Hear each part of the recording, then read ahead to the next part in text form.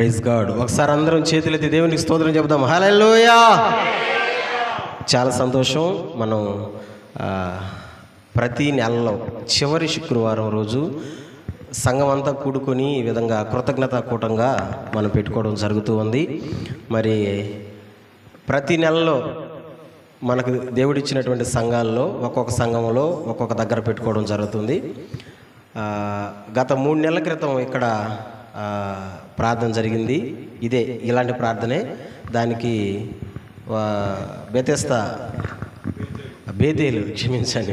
బేతేలు ప్రార్థనా మందిరం నుంచి ఆసామయాన సార్ గారు వచ్చి మనకు వాక్య సందేశాన్ని వినిపించిపోయారు. నేను ఎవరిని పిలవాలి అని ఈసారి నేను అనుకుంటూ ఉండేటప్పుడు ఇజ్రాయేల్ అన్న జ్ఞాపకం వచ్చాడు.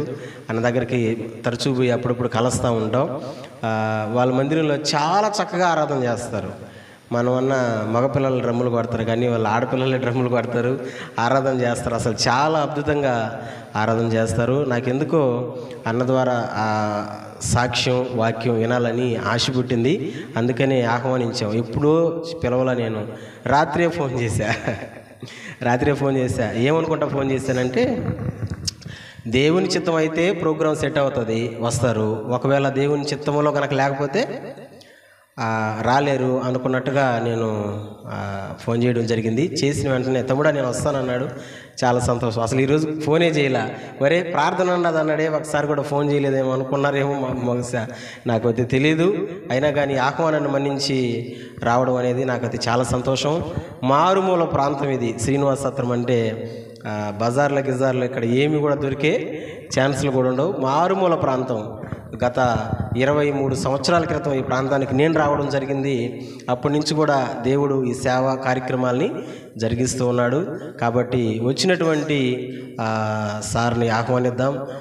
ప్రత్యేకంగా సంఘం తరపున, నా తరపున ప్రత్యేకంగా వందనాలు చెల్లిస్తున్నాను. పాస్టమ్మ గారికి, వచ్చిన వాళ్ళకి, కొంతమంది సహోదరులు ఇచ్చారు, నేనైతే ఎప్పుడు చూడలేదు. అయినా కానీ ప్రత్యేకంగా పేరు వందనాలు. రైట్, ఒకసారి మనం పైకి లేచి నిలబడుకుంటే ఆరాధన చేసుకుని దేవుని వాక్యానికి సార్కి సమయం ఇద్దాం. వాక్యం కొరకే మనం వచ్చాం కనుక 6:30 నుంచి పాటలు పాడుకుంటూ ఉన్నాం. కాబట్టి ఇంకా చాలే పాటలు, కలిసి దేవుని స్తుతిద్దాం.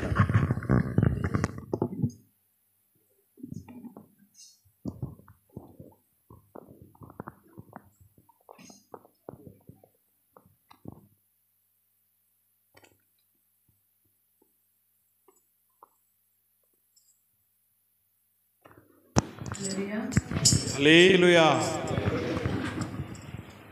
అందరూ కళ్ళు మూసుకున్నారు. మీ బైబిల్ చేతిలో ఉండే బైబిల్ కింద పెట్టేసేయండి. హల్లెలూయా. మీ అందరికీ వందనాలు. మీ అందరికీ తెలియజేస్తున్నటువంటి మనవి ఏంటంటే, పరిశుద్ధాత్మ దేవుడు సంఘంలో ఉంటాడు కనుక, సంఘంలో ఉన్న దేవుడు మన శరీరంలోకి రావాలి కనుక, మనం ఆత్మను పొందుకున్న వారమై బయట వెళ్ళాలి కనుక, పరిశుద్ధాత్మ దేవుడు వస్తే మీరు మాకు చెప్పలేనటువంటి రోగాలు, మాకు తెలియనటువంటి బంధకాలు ఏవైతే ఉన్నాయో వాటన్నిటి నుండి పరిశుద్ధాత్మ దేవుడు ఏం చేస్తాడంట? విడుదల దయచేస్తాడు. కాబట్టి ఈ పరిశుద్ధ ఆత్మ దేవుని పొందుకునే ఈ సమయంలో అందరం కలిసి పాట పాడదాం. ఏ ఒక్కరి వైపు కూడా ఎవరం కళ్ళు తెరిచి చూడకుండా, మన చేతిలో ఉన్నటువంటి బైబిళ్ళు పక్కన పెట్టేసి, అవి తొక్కే పరిస్థితుల్లో ఉండకుండా, తగిలే పరిస్థితుల్లో ఉండకుండా, కొంత సుదీర ప్రాంతాల్లో కొంచెం దూరంగా బైబిల్ని పెట్టుకుందాం. పరిశుద్ధ ఆత్మ దేవుడిని ఆహ్వానించుకుందాం. లేఖనాలు ఏం సెలవిస్తూ ఉన్నాయంటే, మీరు ధారాళంగా అడుగుడి, మీకు నా ఆత్మను దయచేస్తానన్నాడు. రెండో మాట ఏమన్నాడంటే, ఆత్మ లేనివారు నా వారు కారు. దేవుని పేరు పెట్టబడిన జనాంగంగా పిలువబడిన మనలో ఉంటే దేవుని ఆత్మ ఉండాలా? దేవుని ఆత్మను పొందుకునే క్రమం మనలో లేకపోతే మన ఒంట్లోకి ఏమొచ్చేస్తుంది? దురాత్మ వచ్చేస్తుంది. దురాత్మ వస్తే రకరకాల రోగాలను బయట పెడుతుంది, రకరకాల సమస్యలను బయట పెడుతుంది. కాబట్టి మనం మందిరానికి వస్తూ పోతున్న వారం కనుక మన ఉన్నటువంటి బంధకాలన్నీ విడిపించబడి ఆత్మతో మనం నింపబడిలాగన అందరం కళ్ళు మూసుకుందాం. పరిశుద్ధ ఆత్మ దేవుని అడగదాం. ఈ ఆత్మ పొందుకునే సమయంలో నిరుద్యోగులుగా ఉన్నటువంటి బిడలకు దేవుడు ఉద్యోగాలు కావాలని అడిగితే ఉద్యోగాలు ఇస్తాడు. రోగములతో ఉన్న బిడలకు రోగముల నుండి విడుదల దయచేస్తాడు. శరీరంలో ఉన్నటువంటి గడ్డలు, చెప్పుకోలేనటువంటి స్థితిలో, చెప్పుకోలేనటువంటి బలహీనతల్లో, రోగంలో ఉన్నటువంటి ఏ స్త్రీనైనా దేవుడు ఈ సమయంలో ముట్టుతాడు. కాబట్టి కంటి చూపు కనబడినటువంటి బిడలైతేనేమి, రోగములతో ఉన్నటువంటి వారైతేనేమి, మనందరికీ కూడా దేవుడు ఆత్మదేవుడై ఉన్నాడు కనుక ఆత్మదేవుడిని ఆహ్వానించుకుందాం. కళ్ళు మూసుకుందాం. ఎవరి వైపు ఎవరం కూడా చూడకుండా పరిశుద్ధ ఆత్మదేవుడిని ఆహ్వానించుకుందాం. కలిసి పాడుకుందాం. తండ్రి దేవా, తండ్రి దేవా, నా సర్వం నీవయ్యా, నీవుంటే నాకు చాలు. చెప్దాం. తండ్రి దేవా, తండ్రి దేవా, నా సర్వం నీవయ్యా, నీవుంటే నాకు చాలు. నా ప్రియుడా, నా ప్రాణమా, నిన్నారాధించేదన్. నా జీవమా, నా స్నేహమా, నిన్నారాధించేదన్. నా ప్రియుడా, నా ప్రాణమా, నిన్నారాధించేదన్. నా జీవమా, నా స్నేహమా, నిన్నారాధించేదన్. తండ్రి దేవా, తండ్రి దేవా, నా సర్వం నీవయ్యా, నీవుంటే నాకు చాలు. తండ్రి దేవా, తండ్రి దేవా, నా సర్వం నీవయ్యా, నీవుంటే నాకు చాలు. నీ ప్రేమ వర్ణించుట నా వల్ల కాదయ్యా, నీ కార్యము వివరించుట నా బ్రతుకు చాలదయ్యా. నీ ప్రేమ వర్ణించుట నా వల్ల కాదయ్యా, నీ కార్యము వివరించుట నా బ్రతుకు చాలదయ్యా.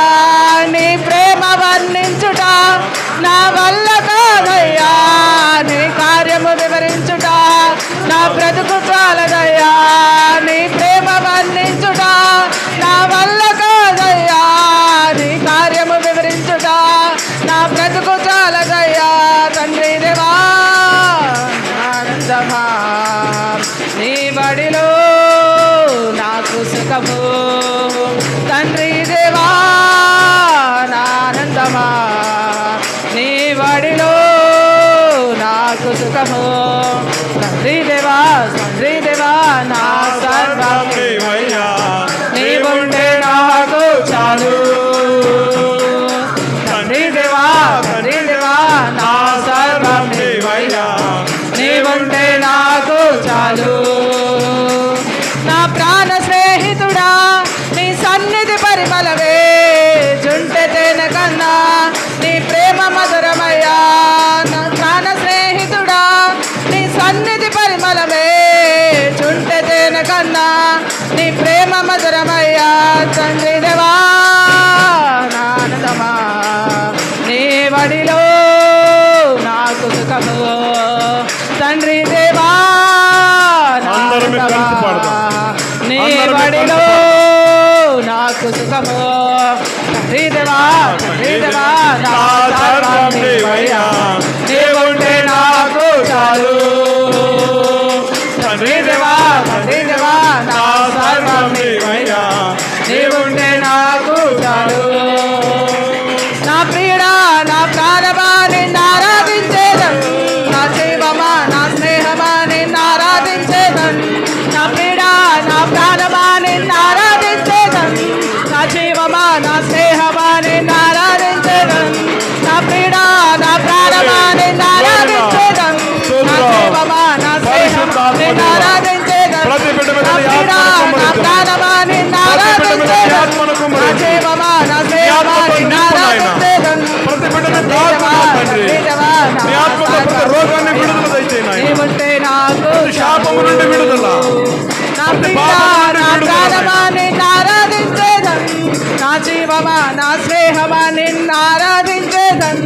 నా ప్రియుడా, నా ప్రాణమా, నిన్నారాధించేదన్. నా జీవమా, నా స్నేహమా, నిన్నారాధించేదన్. నా ప్రియుడా, నా ప్రాణమా, నిన్నారాధించేదన్. నా జీవమా, నా స్నేహమా, నిన్నారాధించేదన్. తండ్రి దేవా, తండ్రి దేవా, నా సర్వం నీవయ్యా, నీవుంటే నాకు చాలు. దేవా తండ్రి దేవా నా సర్వం నీవయ్యా నీవుంటే నాకు చాలు తండ్రి దేవా నా సర్వం నీవయ్యా నీవుంటే నాకు చాలు తండ్రి దేవా నా సర్వం నీవయ్యా నీవుంటే నాకు చాలు రిపశ్యమత్వస్మరణీయ రిపశ్యల రిక్కబదరస్య రిత్వస్యల రిక్కబదరస్య భక్త్యా రిమదరస్య రిత్వస్యల రిక్కబదరస్య రిమదరస్యల రిక్కబదరస్య భక్త్వస్మర రిక్కబరమ రిమదరస్య రిత్వస్యల రిమదర రిమస్య భక్త్వస్యల రిమిస్యల రిక్కబదరస్య భక్త్యా రిమదరస్య రిత్వస్య భక్త్వో రిమా బాబా బాబా బాబా బాబా బాబా ఓ రిమస్యల రిక్కబదర రిమా రిమస్యల రిక్కబదర ఓ రిమస్య రిత్యా ఓ రిమస్య రిత్వస్యల రిక్కబaba రిమదరస్య భక్త్వస్యల రిక్కబదరస్య భక్త్వా ఓ విడుదల విడుదల విడుదల విడుదల విడుదల విడుదల విడుదల release in the name of Jesus పరిశుద్ధాత్మ దేవ దిగరండయ్యా దిగరండి యేసయ్యా ఫైర్లో ఫైర్లో నీ ఆజ్ఞ దిగుచున్నది ప్రతి బలహీనతలు కాలిపోవును గాక రిపశ్యబదేన రిపపపపపరస్యలరియో హల్లెలూయా ప్రతి ఆత్మవిశ్వాస యేసు నామములో గతిస్తూ ఉన్నాం క్షణమై ఓ రిపపపపరస్యలరియా holy spirit thank you Jesus నీ సన్నిధి తాకును గాక నీ ఆత్మ తాకును గాక hallelujah hallelujah thank you Jesus ఆత్మదేవ ఆత్మదేవ మమ్మ చక్క దిగురండి యేసయ్యా దిగురండి యేసయ్యా మమ్మల్ని బలపరచండి దేవా అయ్యా అయ్యా కృంగిపోయిన మమ్మలను నీ చేయి పట్టి లేవనెత్తండి యేసయ్యా హోలీ స్పిరిట్ గా పరిశుద్ధాత్మ దేవ దురాత్మ శక్తులు దుష్ట శక్తులు చేతబడి శక్తులు మాంత్రిక శక్తులు దురాత్మ ప్రభావం ఏది కూడా అయ్యా బిడ్డల్లో నిలవటానికి వీలు లేదని జారీ చేస్తూ పరిశుద్ధాత్మ దేవ నీ అగ్ని చేత పరిశుద్ధాత్మ అగ్ని చేత ప్రతి బలహీనతలు కాలిపోవును గాక ప్రకటిస్తున్నాము రాజా అయ్యా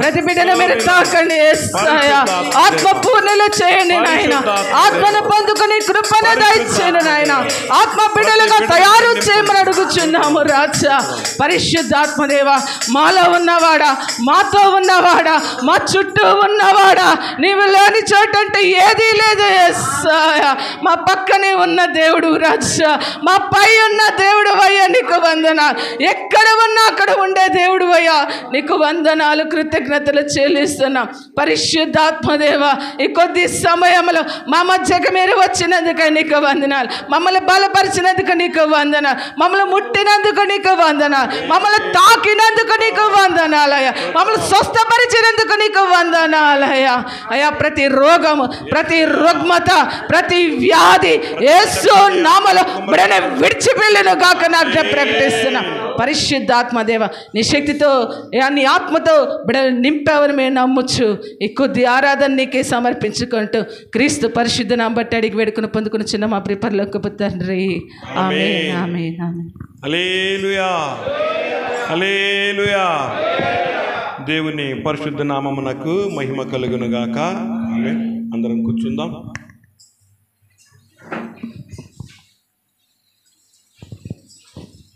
హల్లెలూయా హల్లెలూయా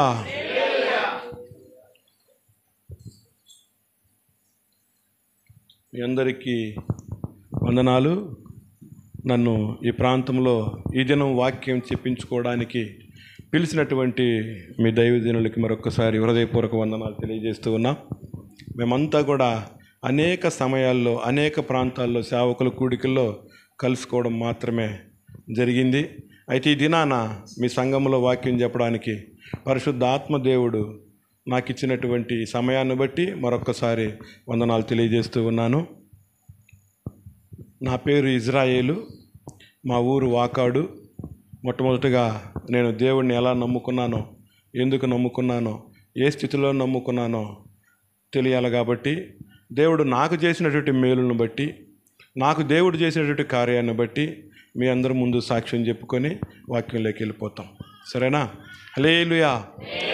వాటర్ తాగాలనుకున్న వాళ్ళు, అటు వాష్రూమ్ పోయి రావాలనుకున్న వాళ్ళు ఏదైనా ఉంటే త్వరగా పోయేసి వచ్చి మళ్ళీ కూర్చునేస్తే ఏ ఒక్కరు కూడా కదలకుండా వాక్యానికి సమయం ఇద్దాం.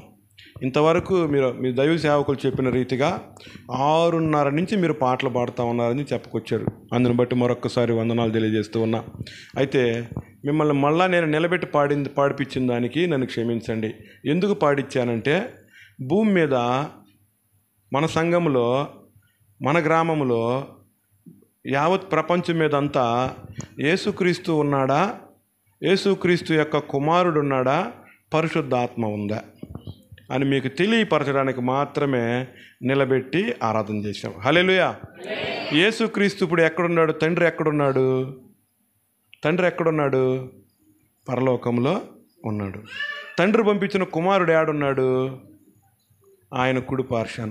మనందరి పాపాల నిమిత్తము సిలువలో వేలాడబడి రక్తం చిందించి మనందరి కొరకు ప్రాణాలు పెట్టి మన దారిద్ర్యాన్ని కొరకు మనల్ని ధనవంతుని చేయడానికి ఆయన దారిద్రుడై ఏమైపోయాడు? ఆయన మరణించి దేవుని సన్నిధికి దగ్గర ఉన్నాడు, కుడి పార్శ్వాన కూర్చొని ఉన్నాడు.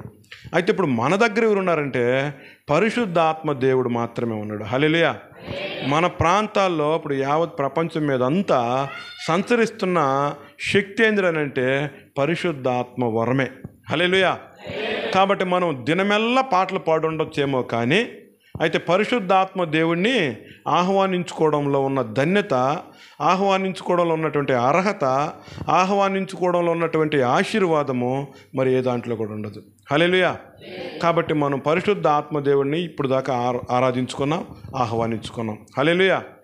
కాబట్టి నేను ఒక హైందవ కుటుంబంలో పుట్టినటువంటి వాడను, విగ్రహారాధికుడను. విగ్రహారాధనలో ఉన్నంత వరకు మా గ్రామం వాకాడు హరిజనవాడ. ఈ గ్రామంలో మేము ఉన్నంత వరకు హైందువులమే. నోచుకున్నటువంటి దేవుళ్ళు ఎవరు కూడా లేరు. ప్రతి దేవుని దగ్గర పోయి మొక్కుబళ్ళు చెల్లించుకున్నాం. అయితే 3 పూట్ల తినడానికి మాకు ఆహారం ఉండేది కాదు.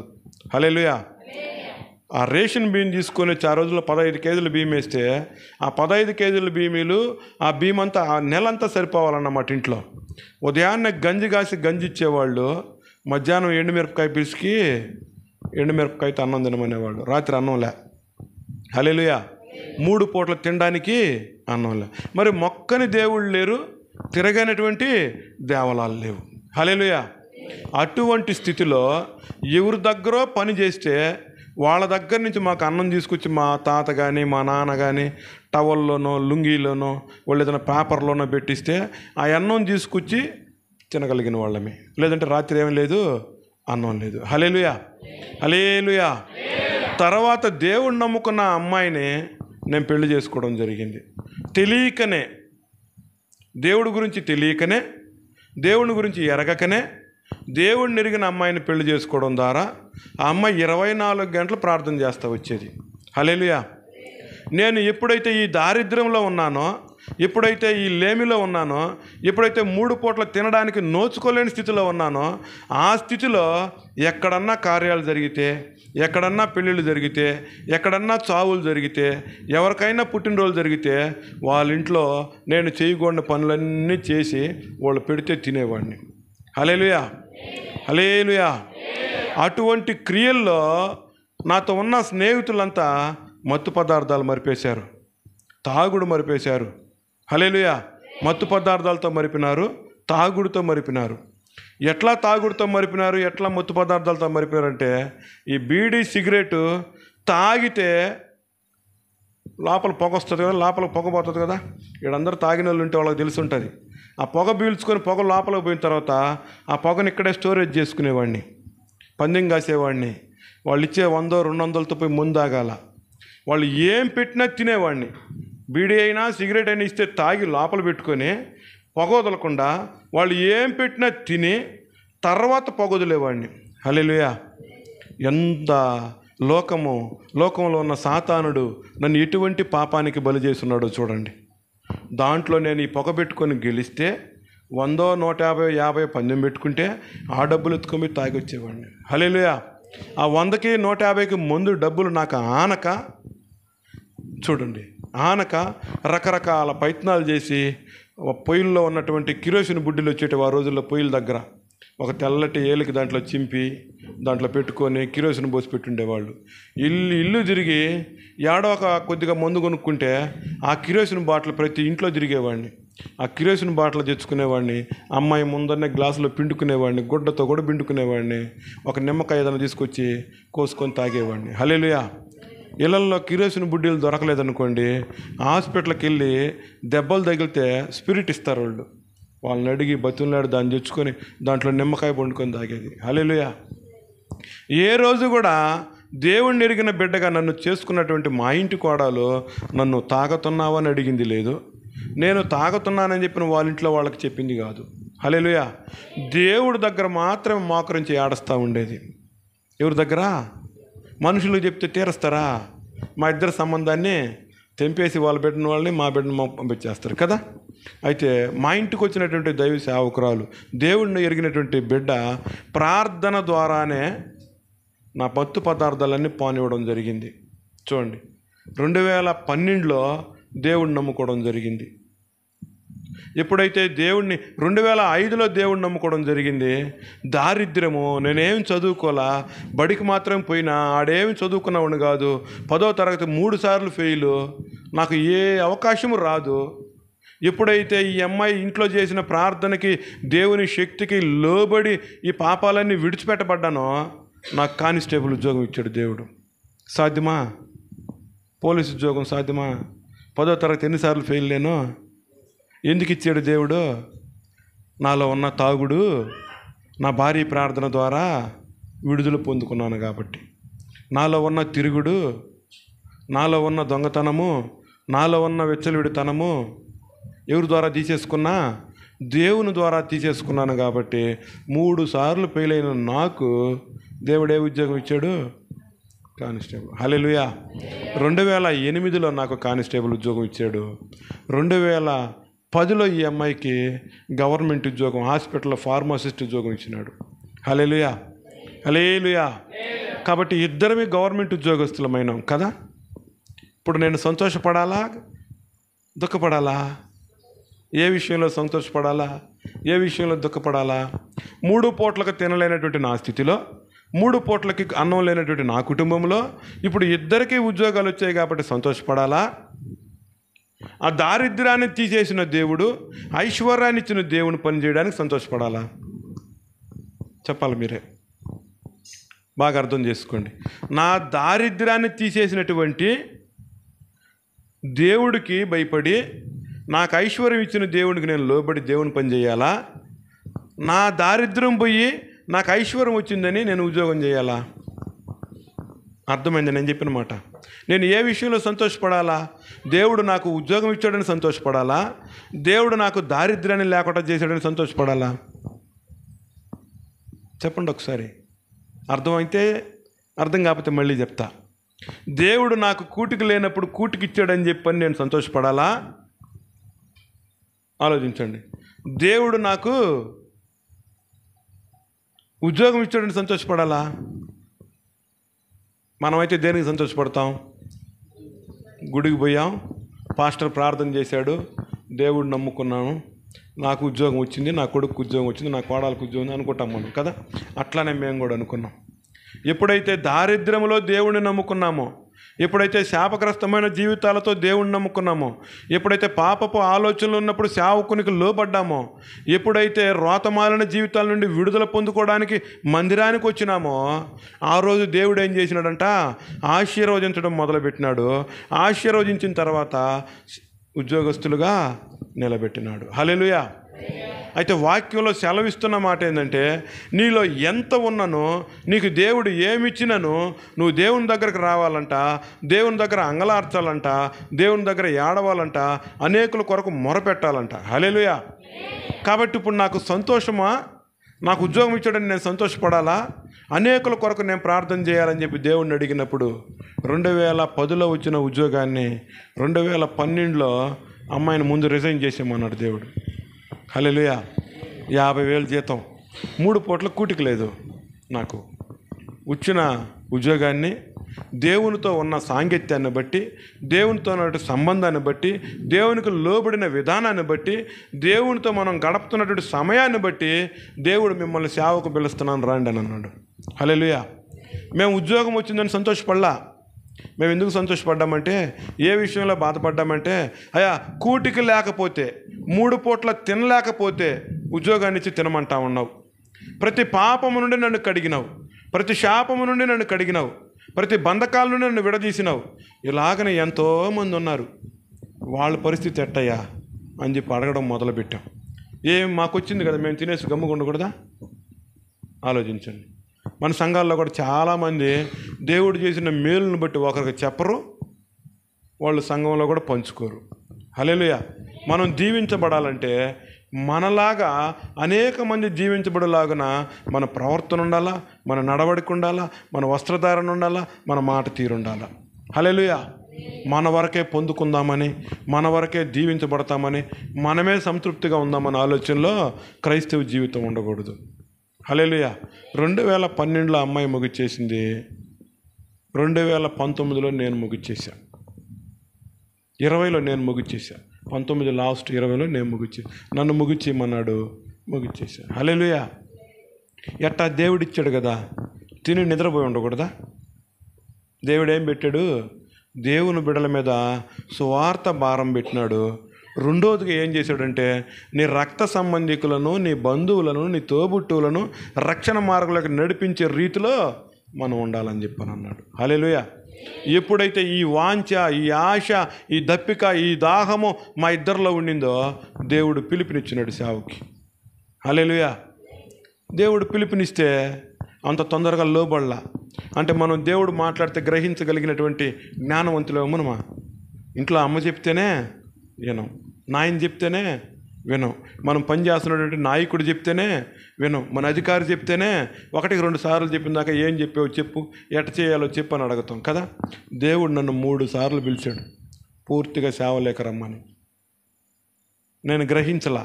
ఆశ అయితే ఉంది కానీ గ్రహించలా. ఒకసారి యాక్సిడెంట్ ద్వారా దేవుడు నన్ను భయపెట్టినాడు, రెండవసారి మళ్ళా ఆపరేషన్ ద్వారా భయపెట్టినాడు, మూడవసారి కిడ్నీలో రాళ్ళు ఇచ్చి భయపెట్టినాడు. హల్లెలూయా. అప్పుడు గుర్తొచ్చింది, దేవుని పని చేయడానికి మనం సిద్ధపడ్డాం. దేవుడు పిలిచి ఎంతోమంది సేవకుల దగ్గర మన పేర్లు పెట్టి పిలిపించారు. మా ఇద్దరు పేర్లు లోబడలా, గ్రహించలా. చూడండి, జ్ఞాపకం చేసుకోండి.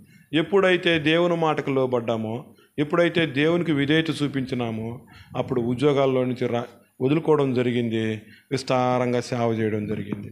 హల్లెలూయా. నేను ఎందుకు చెప్తున్నానంటే ఈ మాట, మనం బాగుపడ్డ మందిరానికి వచ్చిన వారు ఎవరైనా ఉన్నట్లయితే, మనం విడుదల పొందుకున్న వారు ఎవరైనా ఉన్నట్లయితే, మన విడుదల, మనం పొందుకున్న ఆశీర్వాదము, మనం పొందుకున్న మేలులు మన అక్కన పక్కన వాళ్ళు కూడా పొందుకోవాలనే ఆశ మనకు కలిగి ఉండాలి. మన తోబుట్టువులు కూడా పొందుకోవాలనే జ్ఞానం మనకు కలిగి ఉండాలి. మన తోబుట్టువులు దేవుణ్ణి నమ్ముకునే ప్రవర్తన మనలో కలిగి ఉండాలి.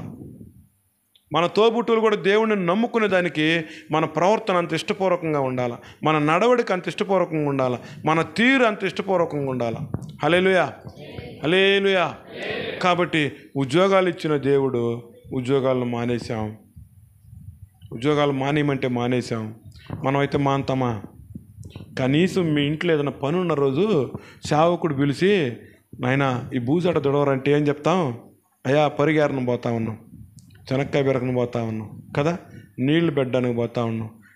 అయ్యేంది డింపర్లా పైపులు వేసి చెనక్కాయ చెట్లకు నీళ్లు పెట్టేటివి ఏమంటారు ఇట్లనే? మళ్ళీ ఇంకోటి కూడా అంటారు ఇట్లా చిలకలు, వాటిని సెట్ చేయడానికి పోతా ఉన్నాం సేవకుడు పిలిస్తే. హల్లెలూయా. కాబట్టి లోకములో పరిశుద్ధాత్మ దేవుడు తన దాసులుగా, తన పనివారునిగా సేవకులను ఎంచుకున్నప్పుడు, సంఘం అంతా కూడా సేవకుని ద్వారా దీవించబడుతున్నప్పుడు, అనేక మంది కుటుంబాల్లో దేవుడు కార్యాలు చేస్తున్నప్పుడు, సేవకుని ద్వారా అనేక మేలులు పొందుతున్నప్పుడు, సేవకుని మాటినేటువంటి సంఘంగా మనం ఉండాలి. హల్లెలూయా. కాబట్టి దారిద్ర్యంలో నుంచి ఐశ్వర్యంలోకి తీసుకొచ్చిన దేవుడు, ఐశ్వర్యంలో నుంచి సేవలోకి తీసుకొచ్చిన దేవుడు ఎంత గొప్ప దేవుడో చూడండి. చదువు రాదు, 10వ తరగతి ఎన్నిసార్లు ఫెయిల్ అయినన్నా? 3 సార్లు ఫెయిల్ అయినన్నా. సరే, ఉద్యోగం దేవుడు ఇచ్చాడు అనుకుందాం, చదువు ఎవరు ఇవ్వాలా? నేను చదువుకోండనా? అక్షరం రాదు నాకు. హల్లెలూయా. అక్షరం రాదు. బైబిల్ పట్టుకొని అడిగా, నోచుకునేటట్టు ఉద్యోగాన్ని నాకు ఇచ్చినావు, నోచుకునే అర్హతను నాకు ఇచ్చినావు, 3 పూట్ల కడుపు నుండి అన్నం తినలేని యోగ్యత లేని నాకు యోగ్యతను కలగజేసినావు. ఇప్పుడు నేను నీ సేవ చేయాలని చెప్పి పిలుస్తా ఉన్నావు, పిలిచినావు. నేను చదవాలా? నేనేం చేయాలా? చదవాలా. బైబిల్ చదవలేని వాళ్ళు ఎంతమంది ఉన్నాం మనం ఊళ్ళో? అడిగితే ఏం చెప్తాం? నాకు చదివేది రాదంటాం కదా. ఒక 50,000 వాళ్ళ చేతిలో ఇస్తే లెక్క పెడతారా? లెక్క పెట్టరా? ఒక 500 రూపాయలు అంగటికి ఎత్తుకొని ఆ సామాను కొనుక్కొని వస్తే మిగిలిన చిల్లర కరెక్ట్గా తెచ్చుకుంటారా? తెచ్చుకోరా? అప్పుడు నీకే చదువు నేర్పించారు? ఎవరు నేర్పించారు? నీ సొమ్ము ఆడ పోతుందని భయం కలిగింది కాబట్టి నువ్వు జ్ఞానం కలిగినవాడా.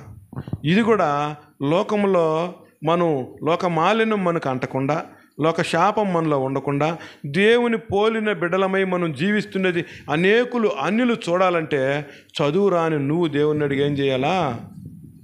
అది కూడా పొందుకోవాలి. దేవునికి సమస్తము సాధ్యము. ఇప్పుడు నేను చదవగలను, రాయగలను.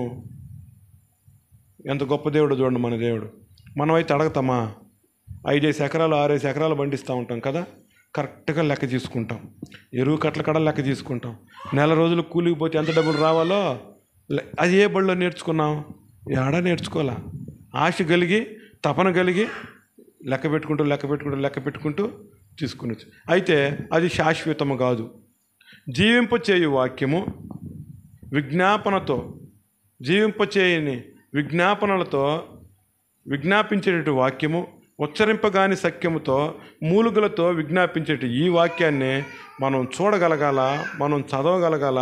అది దేవుని ద్వారా వరాన్ని మనము పొందుకునేవారుగా ఉండాలి. హల్లెలూయా. కాబట్టి దారిద్ర్యంలో నుంచి ఉద్యోగంలోకి తీసుకొచ్చిన దేవుడు, ఉద్యోగంలో నుంచి సేవకు తీసుకొచ్చిన దేవుడు, సేవలో అనేక ప్రాంతాల్లో వాడుకుంటున్న దేవుడు, అనేక పర్యాయాలు, అనేక సందర్భాల్లో, అనేక కఠినమైన పరిస్థితుల్లో దేవుడు వాడుకుంటున్న దేవుడు మనలందరినీ వాడుకోవాలంటే మనలో ఏముండాలా? సంఘానికి విధేయత ఉండాలా, సేవకునికి ఏం చేయాలా? లోబడాలా. హల్లెలూయా. కాబట్టి నాకు ఇచ్చిన దేవుడు, మా కుటుంబాన్ని మార్చిన దేవుడు మిమ్మల్ని అందరూ కూడా మార్చునుగాక. హల్లెలూయా. ఒకసారి వాక్యంలోకి వెళ్దాం, వాక్యం చదువుకుందాం. కీర్తనల గ్రంథము 4వ అధ్యాయము 2వ వచనం చదువుదాం.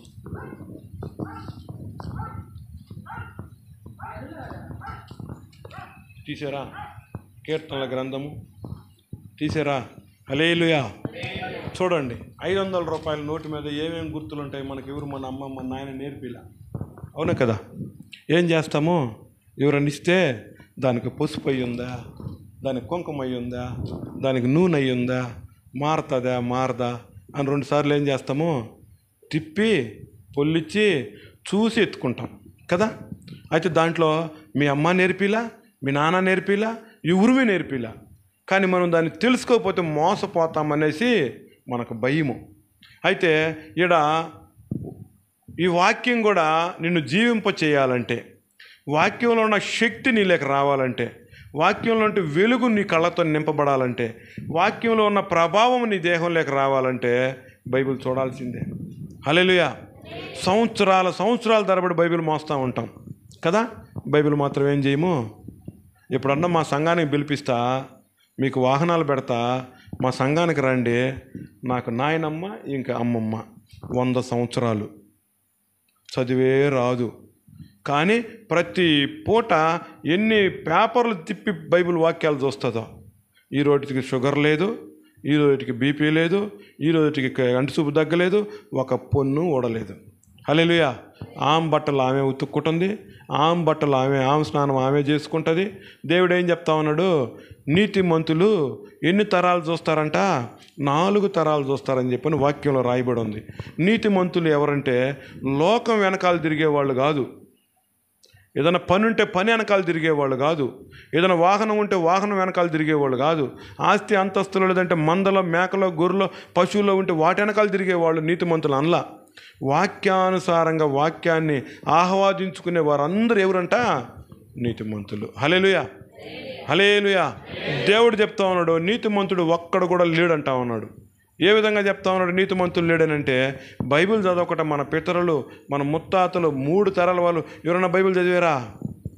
ఎవరు చదవాలా? మనం కూడా చదవాలా. కాబట్టి మనం నీతిమంతులుగా మార్చబడాలంటే చదవకపోయినా రోజు చదువు రాని వాళ్ళు ఒక 4 పేపర్లు తీసి అక్షరాలు తాకుతూ ఉండాలి. హల్లెలూయా. చదివినోడికి ఆత్మ బైబిల్లో ఉన్న శక్తి దేహంలోకి ఎట్టొచ్చిందో చూసిన వాళ్ళకు కూడా కళ్ళల్లో నుంచి శక్తి శరీరంలోకి వస్తుంది. హల్లెలూయా, హల్లెలూయా. కాబట్టి ఒకసారి వాక్యం చూద్దాం. దేవుడు ఈరోజు మీతో మాట్లాడమన్న మాటలను బట్టి ఒకసారి విందాం. కీర్తనల గ్రంథము 4వ అధ్యాయము 2వ వచనము.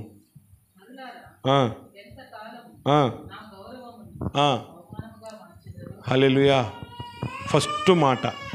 ఫస్ట్ మాట నరులారా ఎంతకాలము నా గౌరవాన్ని అవమానంగా మార్చెదురు. హల్లెలూయా. ఈ మాట లోకస్తులకు చెప్తా ఉన్నాడా? క్రైస్తవులకు చెప్తా ఉన్నాడా? మళ్ళీ అర్థం చేసుకోండి. నరులారా ఎంతకాలము నా గౌరవమును అవమానముగా మార్చెదరు. హల్లెలూయా. ఎంతకాలము నా గౌరవాన్ని అవమానంగా మార్చెదరు అని చెప్తా ఉన్నాడు దేవుడు.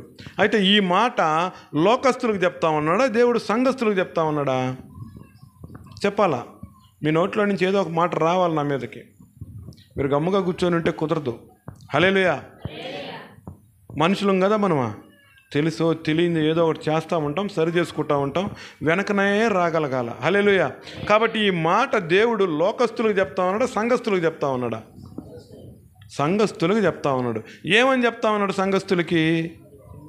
నరులారా ఎంతకాలము నా గౌరవాన్ని అవమానముగా మార్చెదరు. హల్లెలూయా. ఆయన గౌరవాన్ని అవమానంగా మారుస్తామన్నామంటే ఏ విషయంలో మారుస్తా ఉన్నాం? 6 దినాలు కష్టపడి 7వ దినం ఏం చేయమన్నాడు? ఎట్లా రమ్మన్నాడు?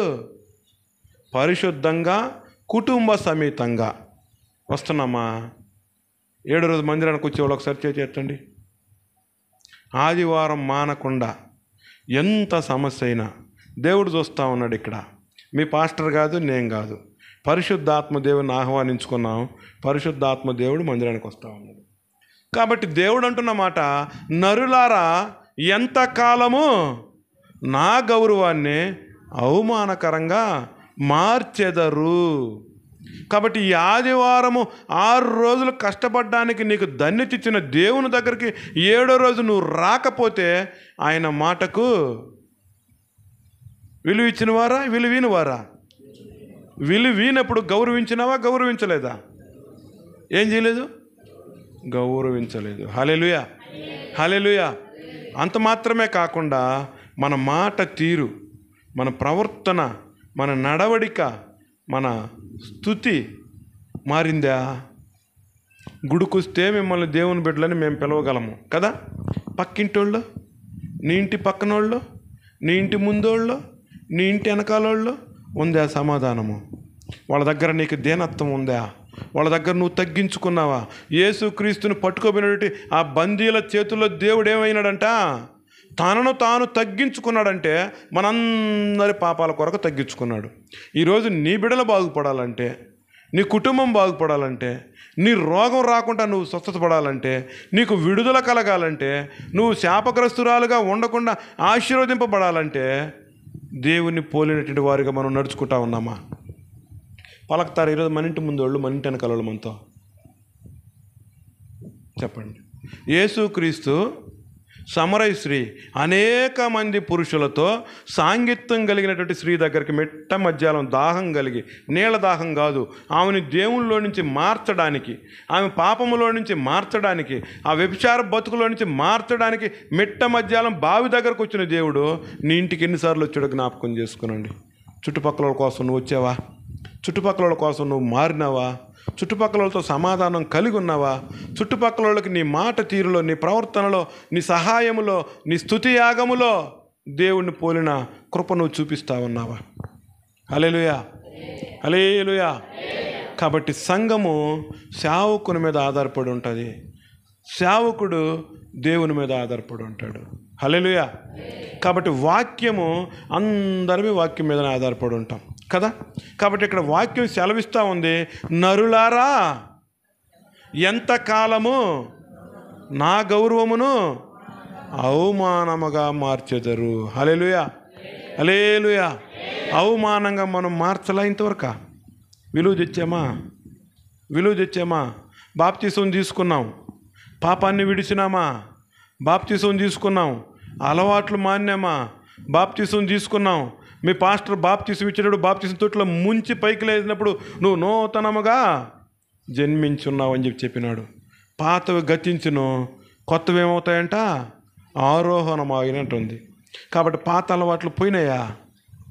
ఆలోచించండి. దేవుడు ఏం చేస్తా ఉన్నాడంట? నా పేరు పెట్టబడిన జనాంగమై మీరుండి, సామెతల గ్రంథంలో రాయబడతా ఉంటుంది, నా హృదయాన్ని సంతోషపెట్టక, ఎవరంట?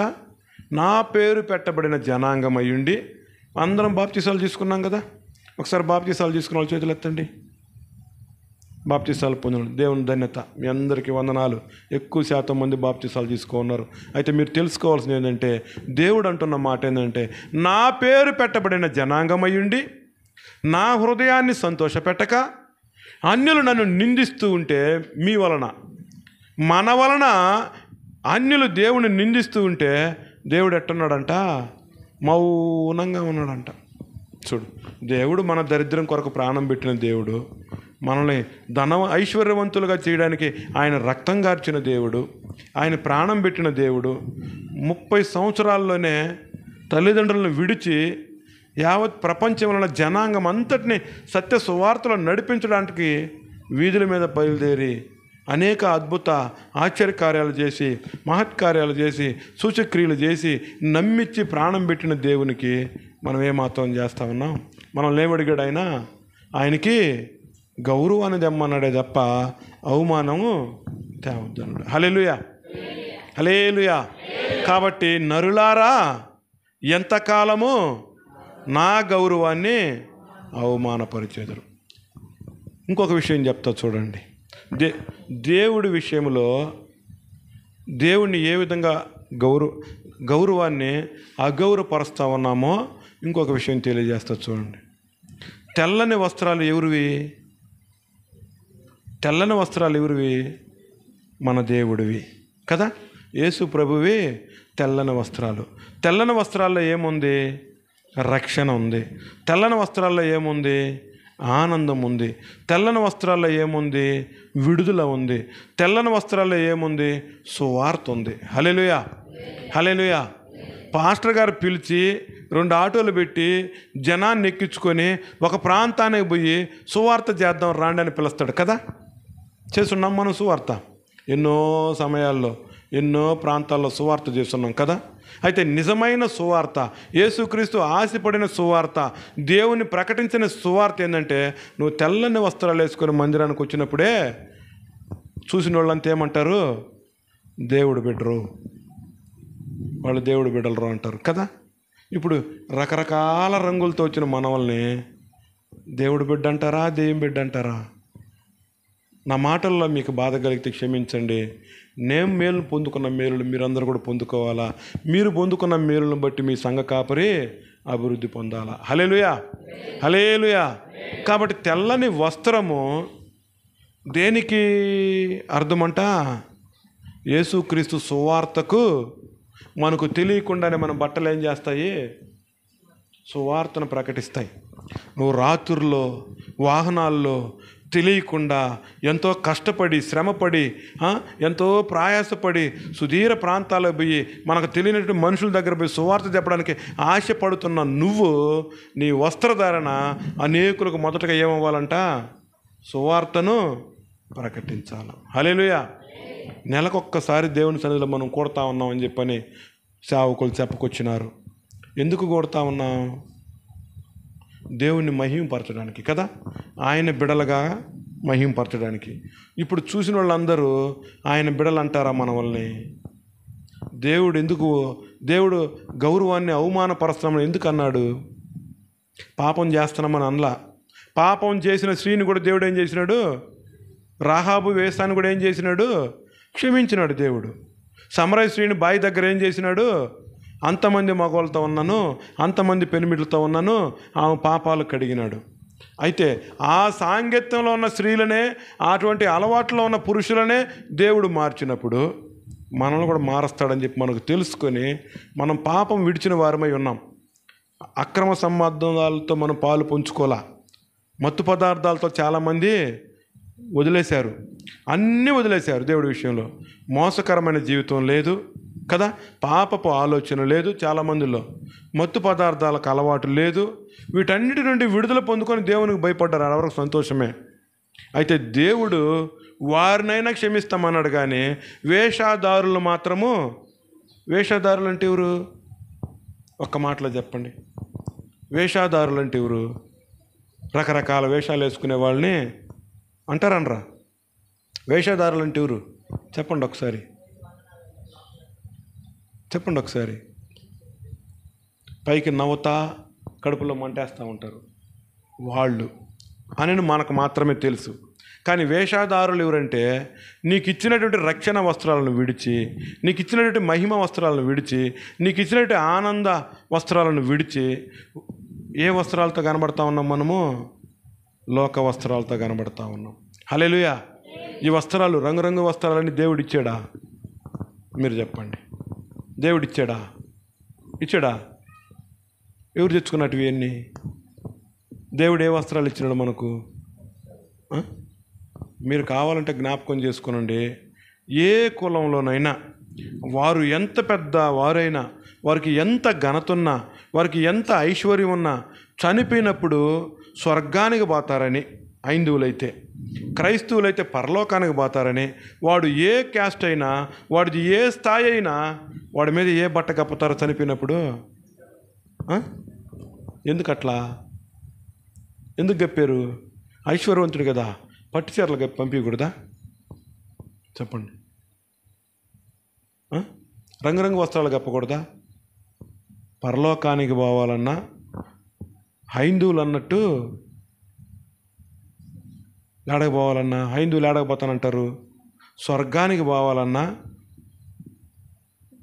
ఏ వస్త్రధారణ అర్హత? ఏ వస్త్రధారణ? తెల్ల వస్త్రధారణ. ఇప్పుడు క్రీస్తుని పోలిన మనము, క్రీస్తు బిడలమని చెప్పుకున్న మనము, బాప్తిసం అనుభవంలోకి వచ్చిన మనము ఏ వస్త్రధారణ కలిగి ఉండాలా? 150లో కూడా 100 రూపాయలు కూడా ఒక చీర వస్తుంది తల్లా కదా. ఇప్పుడు మీ ఒంటి మీద ఉన్న చీరల కంటే ఆ తెల్ల చీర ఇంకా తక్కువకి వస్తుంది రేటుకి. అది నువ్వు కట్టుకొని వస్తే నీకు తెలవకుండా నీ ఇంటి పక్కన, నీ గ్రామంలో, నీ ఊర్లో నిన్ను చూసినప్పుడు సువార్త బయలుదేరుతుంది యేసయ్య బిడ్డలని. హల్లెలూయా, హల్లెలూయా. ఇప్పుడు ఈ వర్షాకాలము, ఈ తుఫాన్ టయాల్లో వైట్ డ్రెస్ మాసిపోయి ఉండొచ్చు, ఉతుక్కోలేకపోయి ఉండొచ్చు. కానీ ఎక్కడికి పోయి ఒక 50 రూపాయలు 100 రూపాయలు ఇస్తే వైట్ స్కార్పులు ఇస్తూ ఉండరు.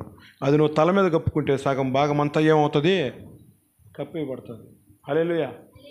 అదే అవతల ముస్లిం వాళ్ళని చూడండి, వస్త్రధారణ మార్చే రోజుల అది నల్లంగా ఉన్నాను, ఉప్పు బండిపోయి ఉన్నాను, అది గలీజ్గా ఉన్నాను, పైన కప్పుకొని ఏడకొస్తారు వాళ్ళు? ఏడకొస్తారు? వాళ్ళ మందిరానికి వస్తారు, బయట వస్తారు. బయట వచ్చినప్పుడు వాళ్ళని చూడంగానే మనం ఏమంటాము? వీళ్ళు సాయిబులు. హల్లెలూయా. ఇక్కడ దేవుడు అంటా ఉన్నాడు, నరులారా ఎంతకాలము నా గౌరవాన్ని అవమానించెదరు. ఇప్పుడు నేను మీతో మళ్ళా చెప్తా ఉన్నా, మీరు పాపం విడవలేదని నేను చెప్పడంలే, మీరు శాపం నుండి విడవలేదని నేను చెప్పడంలే, మత్తు పదార్థాలు విడవలేదని నేను చెప్పడంలే, శాపగ్రస్తమైన పనులు మానలేదని నేను అనడంలే. అన్నిటికీ లోబడ్డారు, కానీ సత్యాన్ని గ్రహించలా, సత్యాన్ని నడుచుకోవాలా. హల్లెలూయా. సువార్త నీ ద్వారా ప్రకటించబడాల్సింది పోయి నీ ద్వారా ఏమైపోయింది? దేవుడు అవమానించబడతా ఉన్నాడు. రెండో మాట చూడండి ఏం రాయబడిందో. ఎంతకాలము హల్లెలూయా హల్లెలూయా హల్లెలూయా ఎంత కాలము వ్యర్థమైన దానిని ప్రేమించెదరు. హల్లెలూయా హల్లెలూయా. ఇప్పుడు ఎంత కాలము వ్యర్థమైన దానిని ప్రేమిస్తామన్నామో జ్ఞాపకం చేసుకునండి కదా. నీ ప్రేమ యేసయ్యకి సొంతం అవ్వాలా. నీకు దేవునికి మధ్య పరిశుద్ధ బైబిల్ గ్రంథము ప్రేమ లేక. హల్లెలూయా. ఈ సంఘం అంతా పురుషులైతేనేమి స్త్రీలైతేనేమి మనమంతా ఎవరమంట? పెళ్ళి కుమార్తెమి. హల్లెలూయా. పెళ్లి కుమారుడు ఎవరంట? యేసయ్య. కాబట్టి పెళ్లి కుమార్తెలుగా సంఘాన్ని పిలిచినప్పుడు ఈ సంఘస్థుల్లో వారి యొక్క హృదయాల్లో వారి యొక్క మనసులో ఏ ప్రేమ ఉందో ఒకసారి జ్ఞాపకం చేసుకోవాలి. హల్లెలూయా. ఏం రాయబడిందాడా? ఎంతకాలము వ్యర్థమైన దానిని ప్రేమించెదరు. హల్లెలూయా హల్లెలూయా. ఏదన్నా మనం ఒక బైక్ కొంటే ఒక 6 నెలలు సంవత్సరము ఆ బైక్ని వాడు ఎంత ప్రేమిస్తాడో కదా. గీత బన్నీడు, మట్టి బన్నీడు, దుమ్ము బన్నీడు, మీ మీద ఈ వాటన నిందలు పడుతుంటే దేవుడు ఎంత బాధపడాలా? ఆలోచించారా? నీ మనసులో ఎవరి మీద ప్రేమ ఉంది? దేని మీద ప్రేమ ఉంది? ఏం ప్రేమిస్తూ ఉన్నావు? ఎంతకాలము వ్యర్థమైన దానిని ప్రేమిస్తూ ఉంటావు? చూడండి, 3వ చూడండి ఒకసారి. ఎంతకాలము? హల్లెలూయా హల్లెలూయా.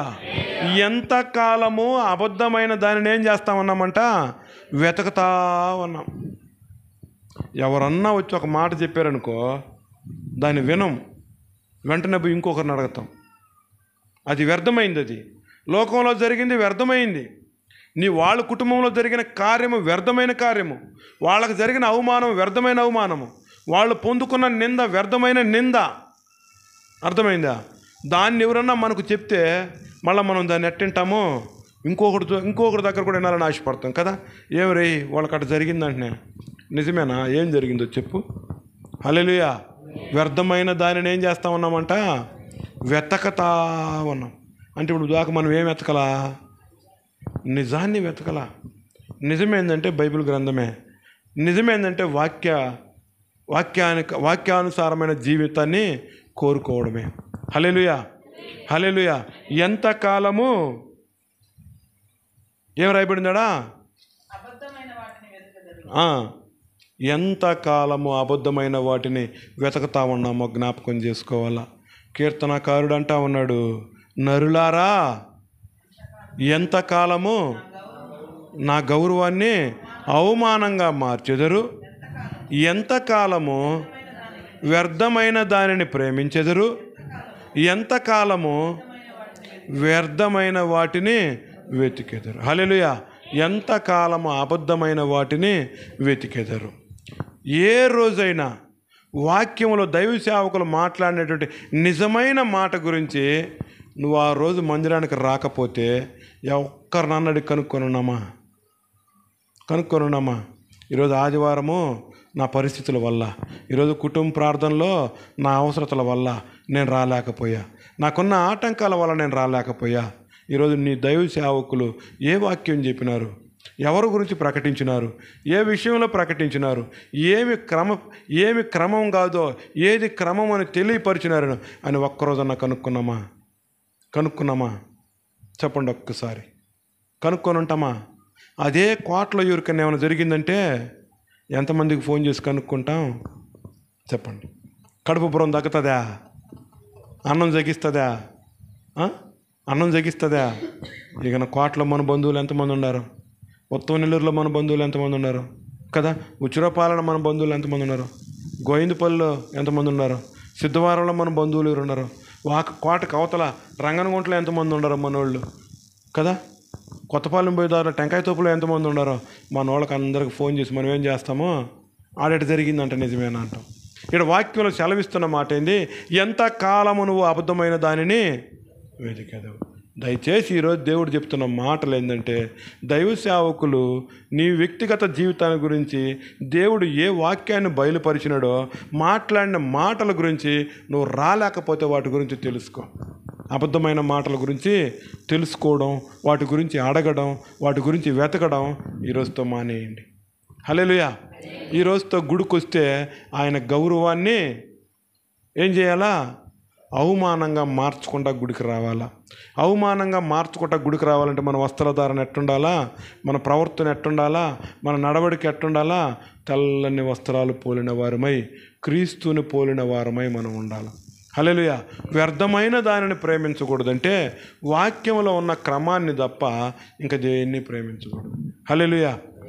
ఎవరిని ప్రేమించిన లోకంలో అది శాశ్వతం కాకపోవచ్చు, వాళ్ళు చనిపోవచ్చు. భర్తను ఎక్కువగా ప్రేమించినావా, భర్తను బాగొట్టుకోవచ్చు.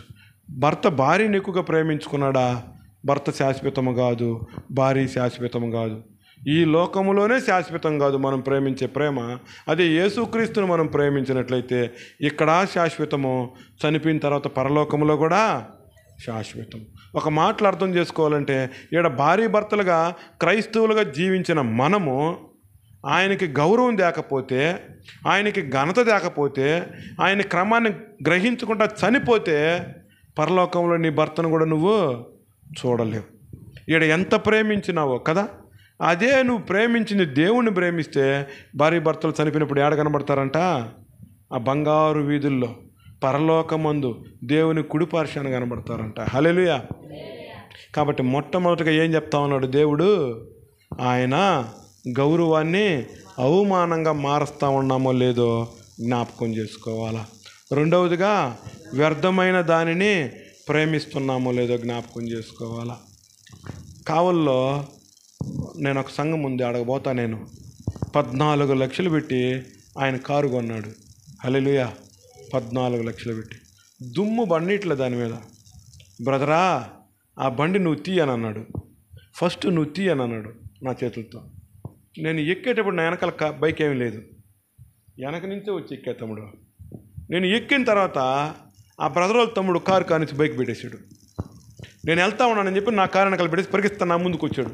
నేను వెనక్కి తీసేసే బండి తగిలేసింది, బండి కింద పడిపోయింది. కొత్త కారు కదా, అదే గేరబడింది. నాకు బాధ చేసింది. అయ్యో, కొత్త బండే, నన్ను దీమన్నాడే, ఏం చేయాలబ్బా అనుకున్నా. ఆయన ఆ గేర్ సాయం చూసి ఏం అనలేక, పాస్టర్ని కదా, ఏం అనలేక నీ చేతిలో తగిలితే సంతోషం లే అంటా ఉన్నాడు, కానీ బాధపడతా ఉన్నాడు. వెంటనే వాళ్ళ భార్య వచ్చింది. అయ్యా, ఇది జీవం లేనిది, దీన్ని ప్రేమించబాక. జీవం కలిగిన వారు ఎవరు? దేవుడు. జీవం కలిగిన దేవుని ప్రేమిస్తే నువ్వు ఈ లోకంలో జీవిస్తావు, పరలోకంలో జీవిస్తావు. హల్లెలూయా, హల్లెలూయా.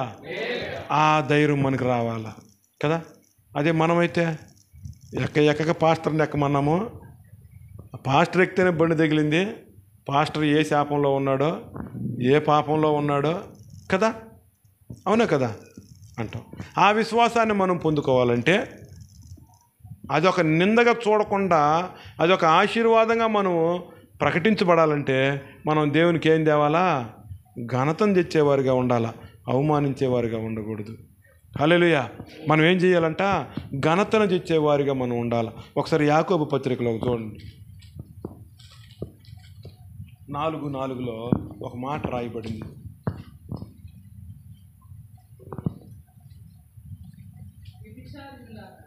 యాకోబు పత్రిక 4:4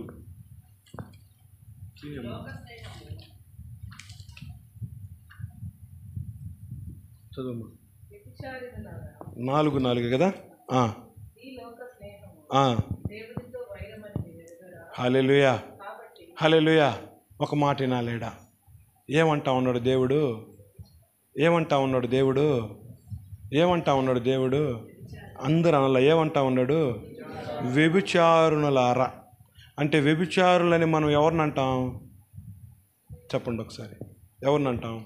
శరీరాన్ని వేరొకరికి ఇచ్చిన వాళ్ళని, పురుషుడినైనా స్త్రీనైనా వ్యభిచారులారా అని అంటాం. ఇక్కడ చూడు దేవుడు ఏమంటాడు? ఏమంటాడు ఒకసారి చదవండి అన్నమాట. వ్యభిచారులారా, లోక స్నేహము దేవునితో వైరము. ఇప్పుడు బాగా అర్థం చేసుకోవాల్సింది ఏంటంటే, నువ్వు దేవుని పేరు పెట్టబడిన జనాంగం అని పిలువబడిన నీవు, బాప్తిసం పొందుకున్న నీవు, దేవుని చేత రోగాల నుండి విడుదల పొందుకున్న నీవు, దేవుని చేత ఐశ్వర్యవంతుడైన నీవు లోకాన్ని ప్రేమిస్తూ ఉంటే వాళ్ళు ఎవరంట? ఇప్పుడు ఇప్పుడు దేవుడు మనం ప్రేమించాల్సింది కదా. మనం దేవుని ప్రేమించుకుంటే ఎంతమందిని ప్రేమిస్తూ ఉన్నాం? ఇంట్లో ఆవు మరిగిన్ని పాలిస్తే ఆవునే, ఇంట్లో గేదె ఎక్కువ పాలిస్తే గేదె. నిజం ఒప్పుకోండి కదా. బిడ్డ ఏ అలవాట్లు లేకుండా సంపాదించిందంతా తల్లికి ఇచ్చేస్తే ఎవరిని ప్రేమిస్తాం? కోడలు అత్తను కూర్చొని పెట్టి కాళ్ళతో కూడా గడిగేస్తే ఎవరిని ప్రేమిస్తాం? చెప్పండి బాగా. హల్లెలూయా. కాబట్టి ఇప్పుడు దాకా మనం ఎవరిని ప్రేమిస్తామన్నామంట? లోకాన్ని, నీ బిడ్డని, నీ కూతుర్ని, నీ ఇంటి వారిని, నిన్ను ప్రేమించే వారిని నువ్వు తిరిగి ప్రేమిస్తావన్నావంట. వాక్యం ఏం చెప్తా ఉంది? వ్యభిచారులారా, ఈ లోక స్నేహము దేవునితో వైరమైనప్పుడు నీతో కూడా ఏమైపోతాడు? దేవుడు వదిలేస్తాడు. వదిలేస్తేనే రోగాలు, వదిలేస్తేనే దురాత్మలు, వదిలేస్తేనే మాంత్రిక శక్తులు, వదిలేస్తేనే చేతబడి శక్తులు మన మీదకి ఎంటర్ అవుతాయి. హల్లెలూయా, హల్లెలూయా. లోకాన్ని ఇది మొదలుకొని మనం ప్రేమిస్తే మనందరం ఎవరమంట? వ్యభిచారులారని ఎందుకు అంటా ఉన్నాడు దేవుడు? సంఘము పెళ్లి కుమార్తెతో పోల్చబడింది కాబట్టి, సంఘమంతా కూడా పెళ్లి కుమార్తె కాబట్టి, ఒక దినాన్ని ఆయన పెళ్లి కుమారుడిగా వచ్చినప్పుడు సంఘమంతా సిద్ధపడి పెళ్లి కుమార్తెగా ఆయన ఆకాశంలో కొనుపోబడుతున్నాడు కాబట్టి ఇప్పుడు మనమంతా కూడా ఎవరమే?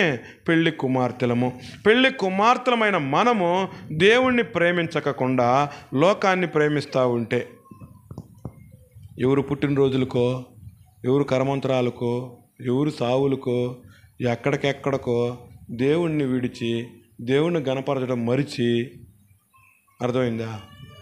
ప్రేమిస్తే ఎవరు వంట? మనము ఎవరు వంట? వ్యభిచారులారా. చూడండి మళ్ళీ ఇంకేం రాయబడిందో. కాబట్టి ఎవడు ఈ లోకముతో స్నేహము చేయగోరునో వాడు, హల్లెలూయా, హల్లెలూయా, ఎవడైతే ఈ లోకముతో స్నేహం చేయాలని కోరుకుంటాడో వాడు ఎవరికి శత్రువు అయిపోతాడంట? దేవునికి. హల్లెలూయా. మనం గుడికొచ్చింది దేవునికి దగ్గర అవ్వడానికా? దేవుణ్ణి ప్రేమించడానికా? దేవుని బిడ్డగా తయారవడానికా? దేవుడి బిడ్డని అనేకులు చెప్పుకోవడానికా? మనం గుడికొచ్చింది దేవునికి శత్రుత్వం అవడానికా? బాగా జ్ఞాపకం చేసుకోండి. ఈరోజు మనం అంతా కూడా ఒక కుటుంబీకులమే, ఒక తండ్రి బిడ్డలమే. తల్లులు వేరైనా మన అందరికి తండ్రి ఎవరు? యేసుక్రీస్తు. హల్లెలూయా. తల్లులు వేరైనా తండ్రి మనకందరికీ యేసుక్రీస్తు. మనం ఒక దినాన ఆయన రాకడలో మనల్ని ఎత్తబడినప్పుడు మనందరం ఏడకపోతామంట? పరలోకానికి, ఆయన సన్నిధికి పోతాం.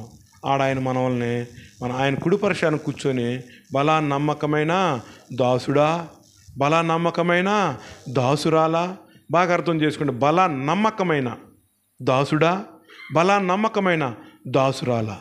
మగవాళ్ళనైతే దాసుడా అని పిలుస్తాడు, స్త్రీలనైతే దాసురాల అని పిలుస్తాడు. దానికి ముందు ఏమని పిలుస్తాడు? బలా నమ్మకమైన. అంటే లోకాన్ని ప్రేమించుకుంటా నన్నే ప్రేమించినావు కాబట్టి బలా నమ్మకమైన కదా. అవునా కదా? ఆ మాట మనం అందరం పొందుకోవాలా లేదా? బలా నమ్మకమైన దాసుడా. చూడండి ఇంకా ఏం రాయబడిందాడా, చదవండి మళ్ళీ ఒక్కసారి. యాకోబు 4:4. వ్యభిచారులారా, దేవునితో వైరమని మీరు ఎరుగరా? కాబట్టి ఎవడు ఈ లోకముతో స్నేహము చేయగోరునో వాడు దేవునికి శత్రువగును. హల్లెలూయా. అయితే ఇప్పుడు దాకా మీరు ఈ లోకాన్ని ఏం ప్రేమిస్తున్నారో మీకు తెలియదేమో, మీరు గ్రహించలేదేమో, మీరేం చేస్తున్నారో నేను చెప్పలేనేమో.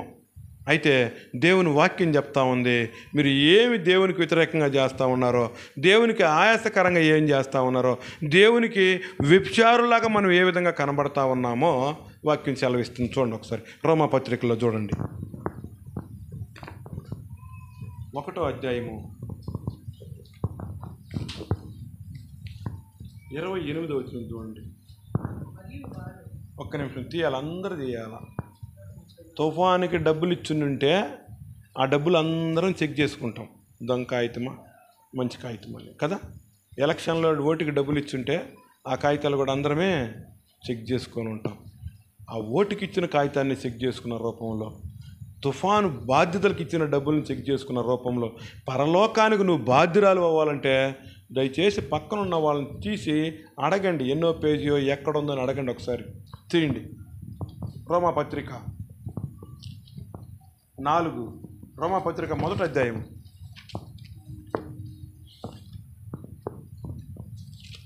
తీసారా?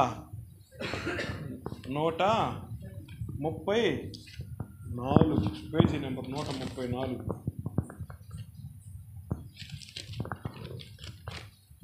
తీయాలి, గబగబ తీయాలి. 134 పేజీ నెంబరు. దేవుణ్ణి అడగాల, ఎతకాల, దేవునితో మనం సాంగత్యం, మన సంబంధం కలిగి ఉండాల, దేవుడు మనల్ని నా బిడ్డలని చెప్పగలగాల. తీసారా? హల్లెలూయా. చదవండి ఒకసారి. వారు హల్లెలూయా. మరియు వారు ఎవరికి చోటీ లేదంట? తమ మనస్సులను దేవునికి ఇంకా చేయరాని కార్యములు చేయుటకు దేవుడు భ్రష్ట మనసుకు అప్పగించెను. హల్లెలూయా, హల్లెలూయా, హల్లెలూయా. ఏం చేస్తా ఉన్నామంట మనము? 28వ వచనంలో ఏం చేస్తా ఉన్నామంట? దేవునికి చోటు ఈనందున. చూడండి, మళ్ళీ ఒకసారి వాక్యం చూడండి.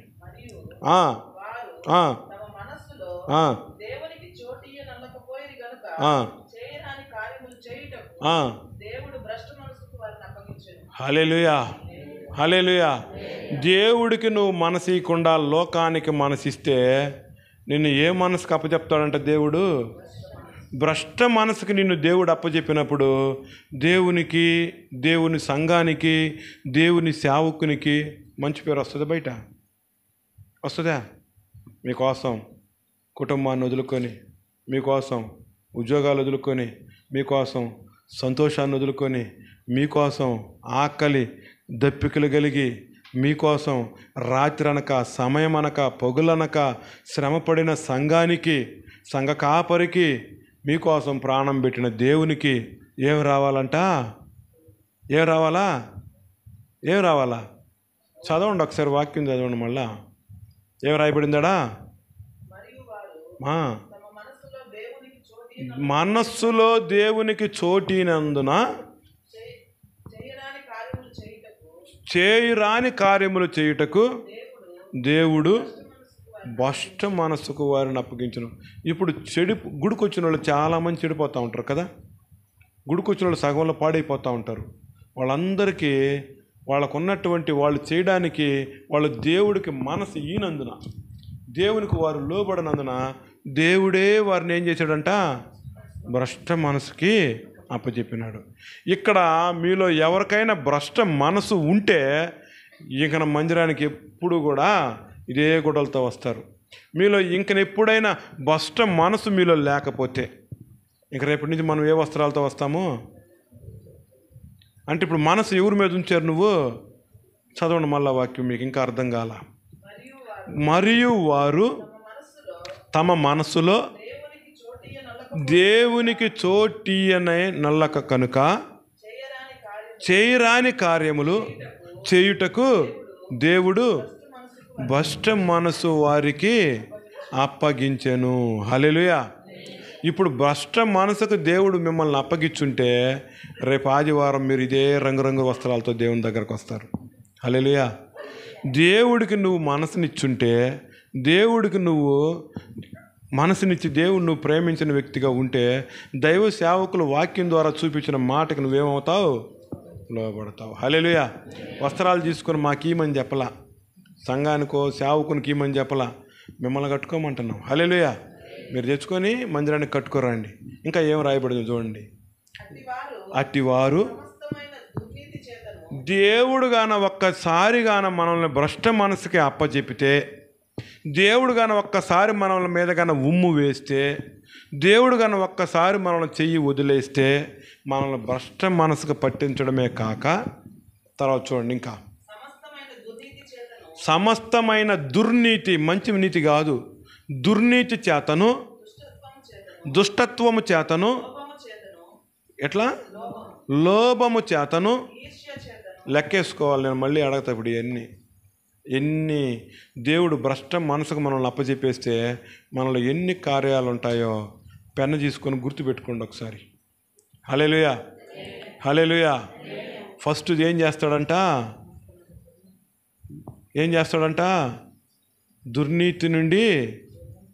దుర్నీతి చేత ఆయన భ్రష్ట మనసుకు అప్పచెప్తాడంట. రెండోది చూడాలి ఒక్కసారి, నా సాయం చూడబాకండి, వాక్యం సాయం చూడండి. హల్లెలూయా, హల్లెలూయా, హల్లెలూయా. వాక్యం అర్థం అవుతుందా లేదా? మీ సేవకుడు మీకేమన్నా చెప్తే మీరు బాధపడతారేమో భయమేమో కదా, మీరు వెళ్ళిపోతారేమో భయమేమో. మీ సేవకుడు చెప్పలేడు, బయట సేవకుని దేవుడు పంపిస్తాడు. తల్లి బిడలకి కొన్ని శరీరంలో కొన్ని పార్ట్లు చూడలేదు. తండ్రి తన కూతుర్ని కొన్ని దగ్గరలో చూడలేడు, అవునా కదా, నిత్య జీవితంలో. అయితే బయట వ్యక్తికి ఆయన వాడికాడ తగలరాని చోట దెబ్బ తగిలింది, అటు పోయి చూడుపోరా అంటాడు. అంటది తల్లి, అందా దానికి ఒకరోజు ముందు పోయిరా అంటుంది కదా. అట్టే బయట సేవకుడు నేను కూడా మిమ్మల్ని సరిచేయడానికి వచ్చిన, మీ కాడ మేలు పొందుకోవడానికో, మీ కాడ ఘనత పొందుకోవడానికో, మీ కాడ చప్పట్లు కొట్టుకోవడానికి రాలా, సరిచేయడానికి వచ్చా. దేవుని బిడలుగా మార్చబడ్డానికి వచ్చా, దేవుని బిడలుగా సరిచేయడానికి వచ్చిన. హల్లెలూయా, హల్లెలూయా. కాబట్టి నేను చెప్తున్న మాట ఏంటంటే, మనం దేవుని దృష్టిలో మనల్ని భ్రష్ట మనసుకు అప్పచెప్తే ఎన్ని కార్యాలు జరుగుతాయో చూడండి ఒకసారి. చదవము ఒకసారి. అటివారు సమస్తమైన దుర్నీతి చేతను. ఒకటి లెక్కేసుకోవాలా, నేను అడుగుతా, మళ్ళీ ఖచ్చితంగా అడుగుతా. అటివారు సమస్తమైన దుర్నీతి చేత, దుష్టత్వము చేతను. 2 ఎన్నోది లోభము చేతను, ఈర్ష ఎన్నోది ఈర్ష చేతను నిండుకొని, మత్సరము, నరహత్య, కలహము, కపటము, వైరమను వాటితో నిండిన వారై కొండెగాండ్లను, అపవాదికులను, దేవద్వేషులంటే దేవుణ్ణి దూషించేవారు అయిపోతాం లాస్ట్కి.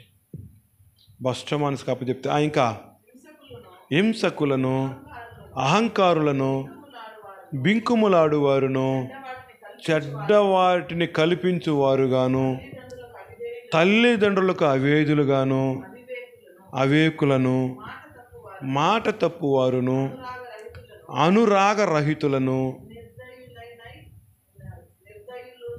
నిర్దయులై ఉన్నారు. హల్లెలూయా. ఎన్ని వచ్చినాయి? మాకేం పని పాస్టరా, నీకు సరే పని. హల్లెలూయా. మీకు ఒక చిన్న సామెత చెప్తా వినండి. కరువు వచ్చిందంట యావత్ ప్రపంచం మీద. ఆడాడో మారుమూల ప్రాంతంలో చిన్న గుంట ఉందంట, ఆ గుంటలో మాత్రమే నీళ్ళు ఉన్నాయంట. హల్లెలూయా. ఇప్పుడు ఆడ కరువు వచ్చింది, కోటగా, ఉత్తవనెల్లూరు, ఉచిరపాలెము, గోవిందపల్లి, ఈ ఊరంతా కరువు వచ్చింది. ఇక్కడ మాత్రం నీళ్లు ఓరుతాయి కదా సెలల్లా, ఇక్కడ మాత్రమే ఒక దగ్గర గుంటలో నీళ్లు ఉన్నాయంట. ఇక ఆడ నీళ్ళు లేవంట, కరువు పట్టిపోయిందంట. చూడండి, ఈ నేలల్లోకి ఎక్కడెక్కడి నుంచో ఆడ నీళ్లు దొరక్క ఈ ప్రాంతం కప్పలన్నీ ఆ నీళ్ళకి చేరినాయంట. హల్లెలూయా.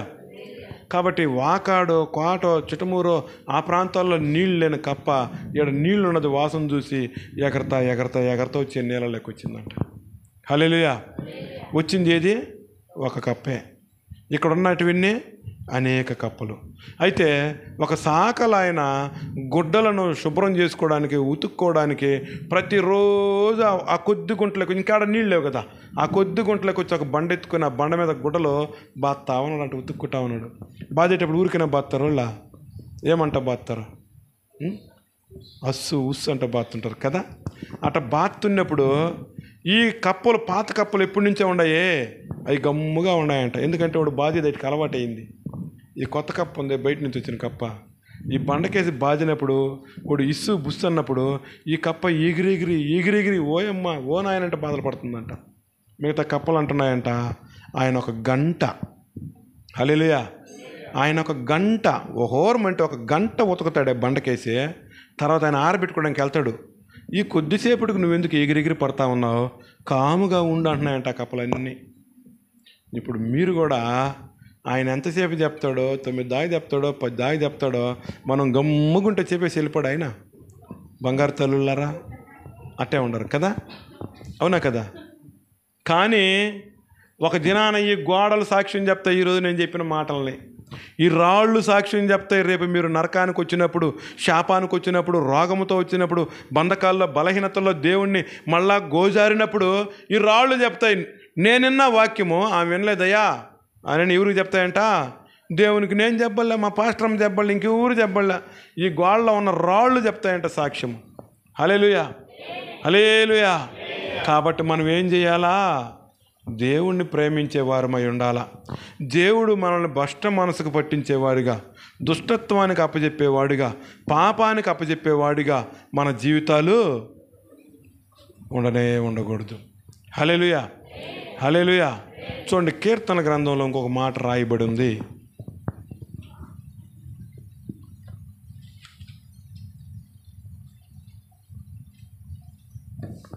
ఇరవయో అధ్యాయము 1 వచనం చదువుకుందాం. కీర్తనల గ్రంథము.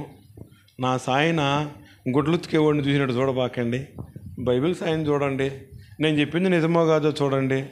ఒకవేళ నేను చెప్పింది నిజమైతే, అయ్యా మా అగ్గుడు ఇటువంటి ధన్యత అని చెప్పని అడగండి. దేవుడు వెంటనే మీ మీదకి ఆయన కృపను పంపిస్తాడు. హల్లెలూయా. కీర్తనల గ్రంథము 20వ అధ్యాయము 1 వచనం చదువుతాం.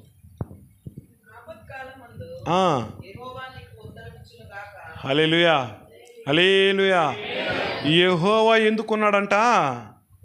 మందిరం ఎందుకుందంట? దేవుని సేవకులు ఎందుకున్నారంట? ఆపత్కాలములో ఉన్నవారు మొరపెట్టినప్పుడు యెహోవా దేవుడు ఉత్తరం ఇస్తాడంట. హల్లెలూయా.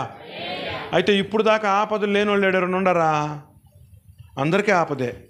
ఏదో ఒక అవసరం కదా, ఏదో ఒక వ్యాధి, ఏదో ఒక బలహీనత, మాటినటువంటి పిల్లలు కదా, ప్రార్థన జీవితం లేని రోజులు కదా, నోచుకోలేని స్థితి, ఎంత సంపాదించినను సంపాదన అంతా పొరులు పాలైపోతున్నటువంటి దౌర్భాగ్యపు స్థితిలో మనం అందరం ఉన్నాం కదా. ఎంత సంపాదించిన మిగులుతుందా? ఏం సంపాదించిన మిగులుతా ఉందా? అయితే ఈరోజు మన అందరం తెలుసుకోవాల్సిన మాట ఏంటంటే, ఆపత్కాలమందు యెహోవా మీకు ఉత్తరం ఇస్తాడంట. హల్లెలూయా. ఎప్పుడు ఉత్తరం ఇస్తాడు? ఆయన గౌరవాన్ని నువ్వు అవమానంగా మార్చకపోతే. హల్లెలూయా. ఆయన గౌరవాన్ని నువ్వు అవమానంగా మార్చకపోతే, ఆయన గౌరవాన్ని నువ్వు వ్యర్థంగా వాడుకుంటే, ఆయన సన్నిధిలో నువ్వు వ్యర్థంగా ఉంటే, ఆయనను చాటించే స్థితిలో నువ్వు ఉండకపోతే, నిన్ను చూసినప్పుడు ఆయన పోలికలు నీలో కనబడకపోతే, ఆయన్ని స్తుతించి ఆరాధించే యోగ్యత నీకు లేకపోతే, వాక్యానికి నువ్వు విధేయత కలిగి ఉండకపోతే, నువ్వు ఆపత్కాలంలో ఉన్నను ఆయన నీకేం చేస్తాడంట? మొరపెట్టడు. అయితే ఇక్కడ దేవుడు అంటున్న మాట, నీకు ఆపత్కాలమందు యెహోవా నీకు ఉత్తరం ఇస్తాడు. హల్లెలూయా, హల్లెలూయా. ఆపత్కాలమందు యెహోవా ఉత్తరం ఇవ్వాలంటే నువ్వు ఎవరిని ప్రేమించాలా? దేవుణ్ణి ప్రేమించాలా? నీ మనసు ఎవరికి ఇవ్వాలా? దేవునికి ఇవ్వాలా? నీ దేవుని గౌరవాన్ని నువ్వేం చేయాలా? దేవుడు గౌరవాన్ని నువ్వేం చేయాలా? ఘనతగా మార్చగలగాలి తప్ప అవమానించకూడదు. హల్లెలూయా. మనకు పుట్టిన బిడ్డలు మనల్ని అవమానిస్తూ ఉంటారు కదా, మనకు నిందను తీసుకొని వస్తూ ఉంటారు, మనకు మచ్చను తీసుకొని వస్తూ ఉంటారు, మనకు వేదన కలగజేస్తూ ఉంటారు. అట్లాంటి బిడ్డలు మనం ఏమంటాం? ఎట్ట పుట్టేవరా నా కడుపులో అంటాం. మనమా ఎట్ట పుట్టినవే నా కడుపులో అంటాం కదా. అయితే ఆ క్రియల్లో మనం ఉన్నప్పుడు దేవుడు మనల్ని ఏమంటాడు? ఒకసారి ఆలోచించండి. అయినను దేవుడు అంటా ఉన్నాడు, నా బిడ్డలు 1 మారు కాదు, 7 మారులు కాదు, 77 మారులు పడిపోయినను నేను క్షమిస్తా, నేను చేరదీస్తా, నేను వాని దగ్గరకు వస్తా. హల్లెలూయా. చూడండి ఆ మాట ఏమని రాయబడింది ఇంకా అక్కడ. నిన్ను ఉద్ధరించునుగాక. ఎవరి నామం అంట? యాకోబు దేవుని నామము నిన్ను ఉద్ధరిస్తుంది. హల్లెలూయా. యాకోబు మోసగాడు, యాకోబు తండ్రిని మోసం చేసినాడు, యాకోబు అన్నను మోసం చేసినాడు, యాకోబు జీవితంలో మామను మోసం చేసినాడు. అయినను ఏ పర్వతం మీద దేవుడు ఆయన దర్శించినాడు? ఏ కొండ మీద దేవుడు ఆయనకి నిచ్చెన వేసి ఆకాశాన్ని నుండి ఆయన వరకు దేవదూతలు దిగుతూ ఎక్కుతూ కనబడ్డారు? ఎక్కడా? ఏ పర్వతం అది? ఎక్కడా? మాకేం తెలుసాయి అంటారా? ఏ కొండ అది? ఏ కొండ తెలీదా? మాకు గోడల కొండ తెలుసు, తిరుమల కొండ తెలుసు. ఏ కొండ తెలుసు? వెంకటగిరి కొండ తెలుసు. హల్లెలూయా. కాబట్టి యాకోబు మోసగాడు, యాకోబు దొంగ, యాకోబు తండ్రిని మోసం చేసినాడు, యాకోబు అన్నని మోసం చేసినాడు, యాకోబు మామను మోసం చేసినాడు. మోసకరమైన జీవితంలో ఉన్న వారిని దేవుడు ఏం చేసినాడంట? మార్చినాడు. తలకి తలగడగా పెట్టుకున్న రాయిని ఏం చేసిన తర్వాత యాకోబు అక్కడే రాయిని నిలబెట్టడం జరిగింది, అక్కడే మందిరం కట్టడం జరిగింది. హల్లెలూయా. ఈరోజు నువ్వు దేవుణ్ణి ప్రేమించుకుంటే వేరే వాళ్ళని ప్రేమించే దొంగగా ఉన్నావేమో, నీ మనసులో దేవుని చోటు ఇవ్వకుండా వేరొకరికి చోటిచ్చే దొంగగా ఉన్నావేమో. అయితే యాకోబును మార్చిన దేవుడు, యాకోబు ఏం రాయబడిందా? యాకోబు దేవుని నామము. యాకోబు ఏ దేవుని నామములైతే తన దొంగతనాన్ని అయినటువంటి జీవితాన్ని మార్చుకోగలిగినాడో, యాకోబు ఎక్కడైతే ఆయన బతుకుని సరి చేసుకోగలిగినాడో ఆ మందిరంలో మీరు కూడా ఏం చేయాలా? ఆయన నామాన్ని స్తుతించినట్లయితే, ఆయన నామాన్ని గణపరిచినట్లయితే, ఆయనకు లోబడి జీవించినట్లయితే, ఆయన్ని ప్రేమించిన వారైనట్టుగా మీరు ఉంటే మీరు కూడా ఏమవుతారంట? యాకోబు నామము ఏం చేసిందంట? ఉద్ధరిస్తుంది. హల్లెలూయా. రోగముతో ఉన్నావా? నిన్ను చేర తీసుకొని ఉద్ధరిస్తుంది. అప్పుల్లో ఉన్నావా? నీ అప్పును తీర్చి నిన్ను ఉద్ధరిస్తుంది. నువ్వు నిరుద్యోగ స్థితిలో ఉన్నావా? నీకు ఉద్యోగం ఇచ్చి దేవుడు ఉద్ధరిస్తాడు. హల్లెలూయా. ఉద్ధరించడానికి, ఉత్తరం ఇవ్వడానికి అర్థం చెప్పండి. ఉద్ధరించడానికి, ఉత్తరం ఇవ్వడానికి అర్థం చెప్పండి అంటా ఉన్నా. ఉద్ధరించడం అంటే దగ్గరగా ఉండడం. ఉత్తరానికి అర్థం చెప్పండి. నీకేదో మేలు చేసేదానికి ఆ ఉత్తరం వచ్చింది. హల్లెలూయా. ఇది ఉద్ధరించేసినాడు నీ దగ్గరకు వచ్చి, ఉత్తరంలో నీకు మేలు చేస్తానని జవాబును పంపించినాడు. హల్లెలూయా. ఏది మేలు? జవాబు రావడం మేలా? దేవుడు మన దగ్గరకు వచ్చి ఉద్ధరించడం మేలా? ఉద్ధరించాలంటే ఏం చేయాలా?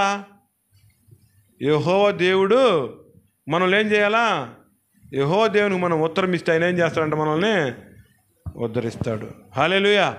తర్వాత చూడండి, ఇంకా యాకోబు దేవుని నామము ఉద్ధరించునుగాక, పరిశుద్ధ స్థలములో నుండి. హల్లెలూయా. హల్లెలూయా. బాగా అర్థం చేసుకోవాలా. నీకు సహాయం రావాలంటే, రోగం అనేటువంటి బలహీనత నీలో నుంచి వెళ్ళిపోయే సహాయం నీకు కలగాలంటే, యావది అప్పు నీకు తీర్చగలిగిన సహాయం నీకు రావాలంటే, బంధకాల నుండి నీకు విడుదల పొందే శక్తి నీకు రావాలంటే, నీకు ఆశీర్వాదం రావాలంటే యాడి నుంచి రావాలంట? యాడి నుంచి రావాలంట? పరిశుద్ధ స్థలములో నుండి. హల్లెలూయా. పరిశుద్ధ స్థలం యాడుంది? ఏది పరిశుద్ధ స్థలము? ఏది? ఏది? ఏందో మొన్న సాయన అట్లా చూస్తూ ఉన్నారా? పోయేటప్పుడు కర్రలిస్తా కుర్తుర్లే. హల్లెలూయా. పరిశుద్ధ స్థలం అంటే ఏది? మందిరము. హల్లెలూయా. నువ్వు మందిరానికి రాకపోతే, నువ్వు పరిశుద్ధ మందిరంలో నిలకపోతే, మందిరంలో నువ్వు ఉండకపోతే నీకేం రాదంట? ఆశీర్వాదం రాదు. నువ్వు పెట్టే బెట్టింగుల నుంచి నిన్ను దేవుడు కాపాడు. నువ్వు చేసే అక్రమైన పనుల నుంచి నిన్ను కాపాడు. నీకున్న రోగం నుండి ఆయన నిన్ను కాపాడు. నువ్వేం చేయాలంట? దేవుని అతి పరిశుద్ధ మందిరంలో నుంచి నీకేం వస్తుందంట? సహాయం వచ్చింది. చదువమ్మా. సియోనులో నుండి నిన్ను ఆదుకొనుగాక. హల్లెలూయా. మందిరములో నుంచి నీకు సహాయం వస్తుంది, సియోనులో నుంచి ఆదుకోవడం జరుగుతుంది. హల్లెలూయా. చాలామంది ఆయన ఆదుకుంటాడు, నన్ను మా నాయకుడు ఆదుకుంటాడు, మా రెడ్డి ఆదుకుంటాడు, నా కొడుకు ఆదుకుంటాడు, మా గ్రామ పెద్దవాడు ఆడుకుంటాడు అనుకుంటాం కదా. అయితే వాక్యంలో సెలవిస్తున్న మాట ఏంటంట, సియోనులో నుండి ఆయన నిన్ను ఆదుకోవాలా. హల్లెలూయా. ఆయన ఆదుకుంటే నీకు ఇంకా అవసరమే ఉండదు. ఆయన ఆదుకుంటే నీకు అక్కరే ఉండదు. ఆయన ఆదుకుంటే నీకు బంధకాలే ఉండవు. ఆయన ఆదుకుంటే నీకు ఏ వ్యాధి కూడా రాదు. హల్లెలూయా. దేవుని మందిరంలో నుంచి నీకు సహాయం వస్తే ఇంకా మరొకరు సహాయాన్ని నువ్వు కోరవు. ఇప్పుడు నేను సహాయం చేస్తే నా సహాయం తీర్చడానికి ఇంకొక ఆయన సహాయం చేయాలా కదా. నేను ఏదన్నా ఒక 10 రూపాయలు ఇచ్చాను అనుకో అప్పుగా, ఆ 10 రూపాయలు తీర్చాలంటే నువ్వేం చేయాలా? ఇంకొక ఆయన కాడ అప్పు చేయాలా. ఆయన అప్పు తీర్చాలంటే ఆయన గట్టిగా పోటీ ఆయన చేయాలా, ఇంకొకరి దగ్గర అప్పు చేయాలా. ఈ లోకస్తుడు ఎవడు సహాయం చేసినా దాన్ని తీర్చడానికి నువ్వేం చేయాలా? మరో వ్యక్తిని ఆశ్రయించాలా. అదే పరిశుద్ధ స్థలంలో నుంచి నీకు సహాయం వచ్చిందనుకో, ఆయనకు నువ్వు తిరిగి ఏం ఈ బిళ్ళ, నువ్వు మందిరంలో ఉంటే చాలు. హల్లెలూయా. హల్లెలూయా. నువ్వు ఆయన సహాయాన్ని కోరుకునే వ్యక్తిగా మనం ఉండాలి.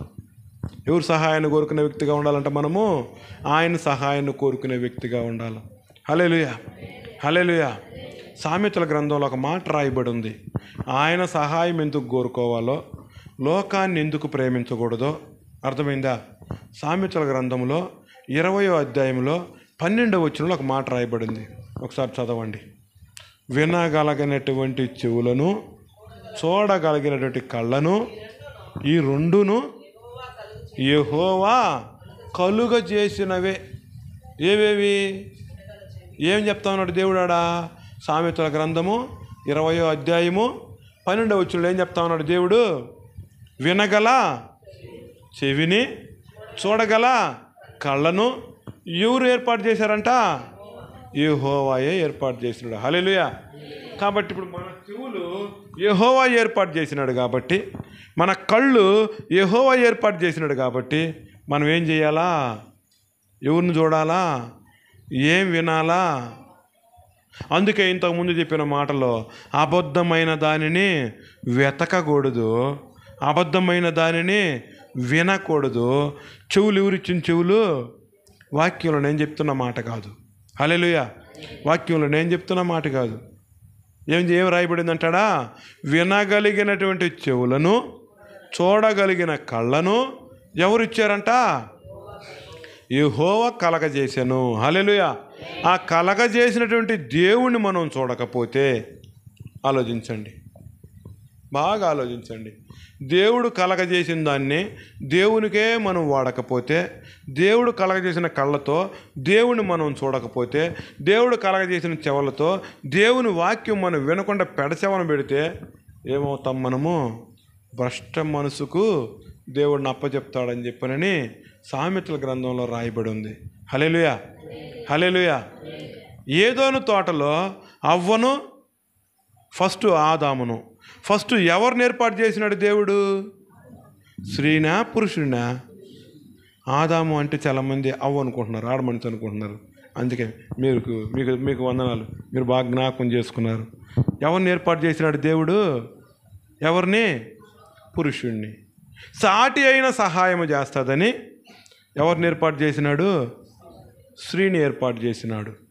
దేంతో ఏర్పాటు చేసినాడు? పక్కటెముకతో ఏర్పాటు చేసినాడు.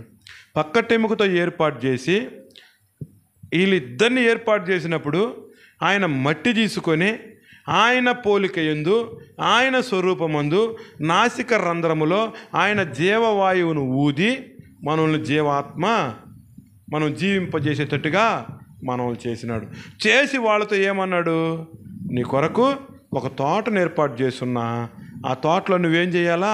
ఈ చెట్లు ఉన్నటువంటి ప్రతి ఫలము తిను, కానీ ఒక చెట్టు ఫలం మాత్రము తినద్దు. హల్లెలూయా. హల్లెలూయా. ఇక్కడ మీరు బాగా జ్ఞాపకం చేసుకోవాలా, అవ్వకు ఆదాముకు కళ్ళు చెవులు ఎవరు ఏర్పాటు చేసినారు? దేవుడు. కాబట్టి కళ్ళతో చెవులతో వాళ్ళు ఎవరిని చూసి ఉండాలా? సందపొయ్యలు పూట, సందపొయ్యలు సమయంలో ఏదో తోటలోకి దేవుడు వచ్చి వీళ్ళిద్దరితో మాట్లాడుతూ ఉన్నాడు. ఎప్పుడు వచ్చి మాట్లాడుతూ ఉన్నాడు? సందపొయ్యలు. కాబట్టి చల్లపూట ఈ సాయంకాలం నుంచి రేపు సాయంకాలం దాకా వీళ్ళు ఏం చేసి ఉండాలా? ఈరోజు వచ్చి మాట్లాడిన మాటలను, ఈరోజు వచ్చి నీతో చేసిన పనిని జ్ఞాపకం చేసుకుంటా సాయంకాలం దాకా గడుపు ఉండాలి, రేపు సాయంకాలం దాకా కదా. అయితే వీళ్ళు దేవుడిచ్చిన కళ్ళతో ఎవరిని చూసినారంట? ఎవరిని చూశారు ఆ తోటలో? లోకాన్ని చూసినారు, పాపాన్ని చూసినారు, సాతాన్ని చూసినారు. సాతాను పాము రూపంలో వచ్చినటువంటి మాటలు విన్నారు. హల్లెలూయా. ఈ మాటలు వినడానికి దేవుడు ఈ చెవులనిచ్చింది, దేవుని మాటలు వినడానికి.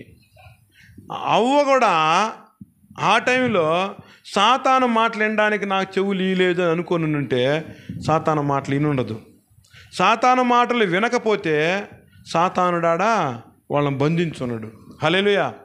ఎప్పుడైతే పాముని కళ్ళతో చూడగలిగిందో, దేవుడు సాయంకాలం వస్తామన్న కళ్ళతో దేవుణ్ణి చూడాల్సింది పోయి దినమల్లా ఎవరిని చూసింది? అవ్వాడా.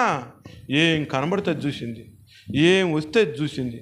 మనం కూడా అట్టే చూస్తూ ఉంటాం కదా. దేవుణ్ణి దినమెల్లా ఎతకడం మానేసి 24 గంటలు దేవుడు మనకిస్తే 2.5 గంట ఒక దగ్గర కూర్చొని దేవుణ్ణి చూడడం మానేసి ఆ 2.5 గంట కూడా ఎవరినో చూస్తాం. గ్రామంలో ఉన్న వారిని, మన పనిలో ఉన్న వారిని, బాతాకారిని కొట్టుకుంటా చూస్తూ ఉంటాం. అట్లా అవ్వ ఏదోని తోటలో సాతాన్ని చూసింది కాబట్టి కళ్ళతో, సాతాను చెప్పింది చెవులతో వినగలిగింది. చెవులతో వినగలిగిన తర్వాత కూడా ఏం చేస్తూ ఉందంటే, దేవుడు ఏం చెప్పినాడు? అన్ని చెట్లు పండ్లు తిను, ఈ చెట్టు పండు మాత్రము తినద్దు. వెంటనే పాము ఏం చెప్పింది? తినమని చెప్పింది. తింటే తిన్న క్షణమే ఏమవుతావంటే నువ్వు దేవత అవుతావు. హల్లెలూయా. దేవుడు మాట వినబడతా ఉంది. ఏమని వినబడతా ఉంది? ఆ చెట్టు పండు మాత్రమే తినొద్దు నాకు పక్క వినబడతా ఉంది. చూపు పాము మీద, సాతాను మీద పడింది కాబట్టి సాతాను చెప్పిన మాట కూడా వినబడతా ఉంది. ఆ పండు తింటే నిత్యము నువ్వేమవుతావు? దేవత అవుతావు అని. ఈ మాట ఆ మాట 2 మాటలు వినబడతా ఉన్నాయి. ఇక్కడ మీరు బాగా జ్ఞాపకం చేసుకోవాలా. దైవ సేవకులు వాక్యం ద్వారా చెప్తున్న మాటను మీరు ఫాలో అవుతారు. లోకంలో ఇంకెవరు చెప్పినా ఫాలో అవుతారు. బిడలకు సరినెలలు ఇస్తే బిడబుట్టింది సేవకుని ప్రార్థన ద్వారా, దేవుని దీవెన ద్వారా. సరినెలలు ఇస్తే కట్టేది ఏంది? సీటాకులు, ఆయాకులు, పాయాకులు కట్టుకుంటుంటాం కదా. ఇప్పుడు అది కాకుండా మళ్ళీ ఇంకో రొటీన్ అయిపోయింది. వాక్యం చించి పాత బైబిల్లో ప్లాస్టిక్ కవర్లో కట్టి మొలతాడకు కడతా ఉన్నాం. హృదయంలో కట్టాల. వాక్యంలో రాయబడిన మాట, నీ హృదయము నా దేవాలయము. నీ ప్రతి హృదయం ఎవరంట? ఆయన దేవాలయం. ఆడ ఆరాధిస్తే, ఆడ కీర్తిస్తే, ఆడ గణపరిస్తే ఈ పని ఏమీ చేయబడాల. ఇప్పుడు ఏదోని తోటలో ఆవకి 2 స్వరాలు వినబడతా ఉన్నాయి. తినొద్దు అని దేవుడు చెప్పిన స్వరం వినబడతా ఉంది, తిను అని చెప్పిన పాము స్వరం వినబడతా ఉంది. ఈ 2 మాటలు వినబడిన తర్వాత, ఈ 2 మాటల్లో సతమతలాడిన తర్వాత అవ్వ ఒక నిర్ణయానికి వచ్చింది. దేవుడు తినొద్దన్నాడు, చూడొద్దనలేదు కదా. హల్లెలూయా. దేవుడు ఏం చేద్దన్నాడు? తినొద్దన్నాడు, చూడొద్దని చెప్పలా కదా. చెప్పాడు దేవుడా. ఆ చెట్టు పండు తింటే ఏమవుతావు అని చెప్పింది? నువ్వు సచ్చెదవు అని దేవుడు చెప్తే, సాతాను ఏం చెప్పింది? నువ్వు తింటే దేవత అవుతావు అని చెప్పింది. వెంటనే ఈ 2 మాటలు చెవిలో గివ్వు వినబడతా ఉన్న దానివల్ల ఆమె దాన్ని టాలీ చేసుకుంది. తినొద్దు అన్నాడు కానీ దేవుడు చూడొద్దు అనలేదు కదా. పోయి చూసిన తర్వాత కంటికి అది రమ్యంగా కనబడింది. రమ్యంగా కనబడిన దాన్ని తినొద్దు అన్నాడు కానీ తాకద్దు దానిలాగా. ఇక్కడ మీకు అందరికి మళ్ళా చెప్తాను నేను, లాస్ట్లో మీరు చేసే పొరపాటు ఏందో చెప్తా. తినొద్దు అన్నాడు కానీ చూడొద్దు అనలా, తాకద్దు అన్నాడు కానీ తినొద్దు అన్నాడు కానీ తాకద్దు అనలా. కాబట్టి నేను చూస్తా, నేను ఒకసారి తాకతా. తాకంగానే చేతికి ఏమనిపించిందంటే, అది చేతికి చాలా సున్నితంగా, చాలా మృదువుగా, చాలా రమ్యంగా కనబడిపోయింది. కోసింది. హల్లెలూయా. కొయ్యొద్దని చెప్పలేదు కదా దేవుడా, తినొద్దనే అని అన్నాడు. తినొద్దనే అన్నాడు. చూసింది, పట్టుకుంది, కోసుకున్న తర్వాత చేతికి ఏమనిపిస్తుంది? అదున్నంత మాధుర్యము, అదున్నంత అందము, అదున్నంత గమ్మత్తు ఇంక ఏ పండు ఇవ్వలేదంట. తినొద్దన్నాడు కదా, ఒకసారి నాకి చూస్తా.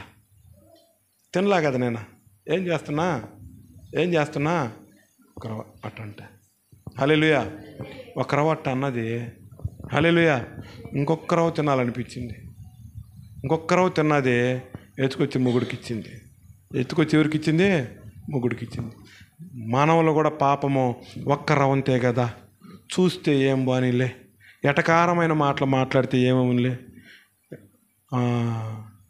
ఇంకోటి ఏమంటారు, కొందరు చాలా చులకనగా వరుస కావాల్సిన వాళ్ళతో, ఏదన్నా బావలైన వాళ్ళు, మరదలైన వాళ్ళతో ఏం మాట్లాడతారు, ఎట మాట్లాడతారు?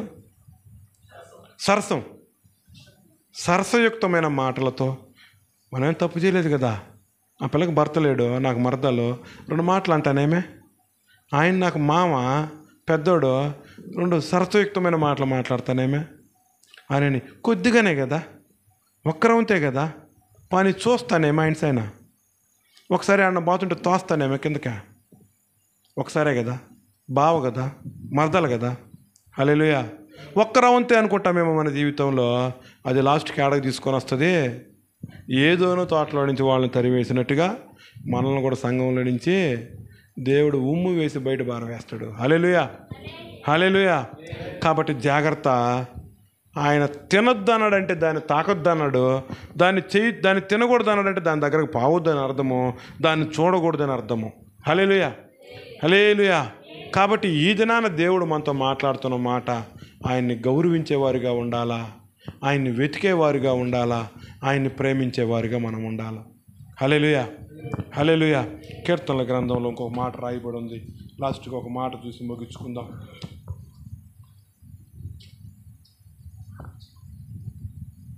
యాకోబు పత్రిక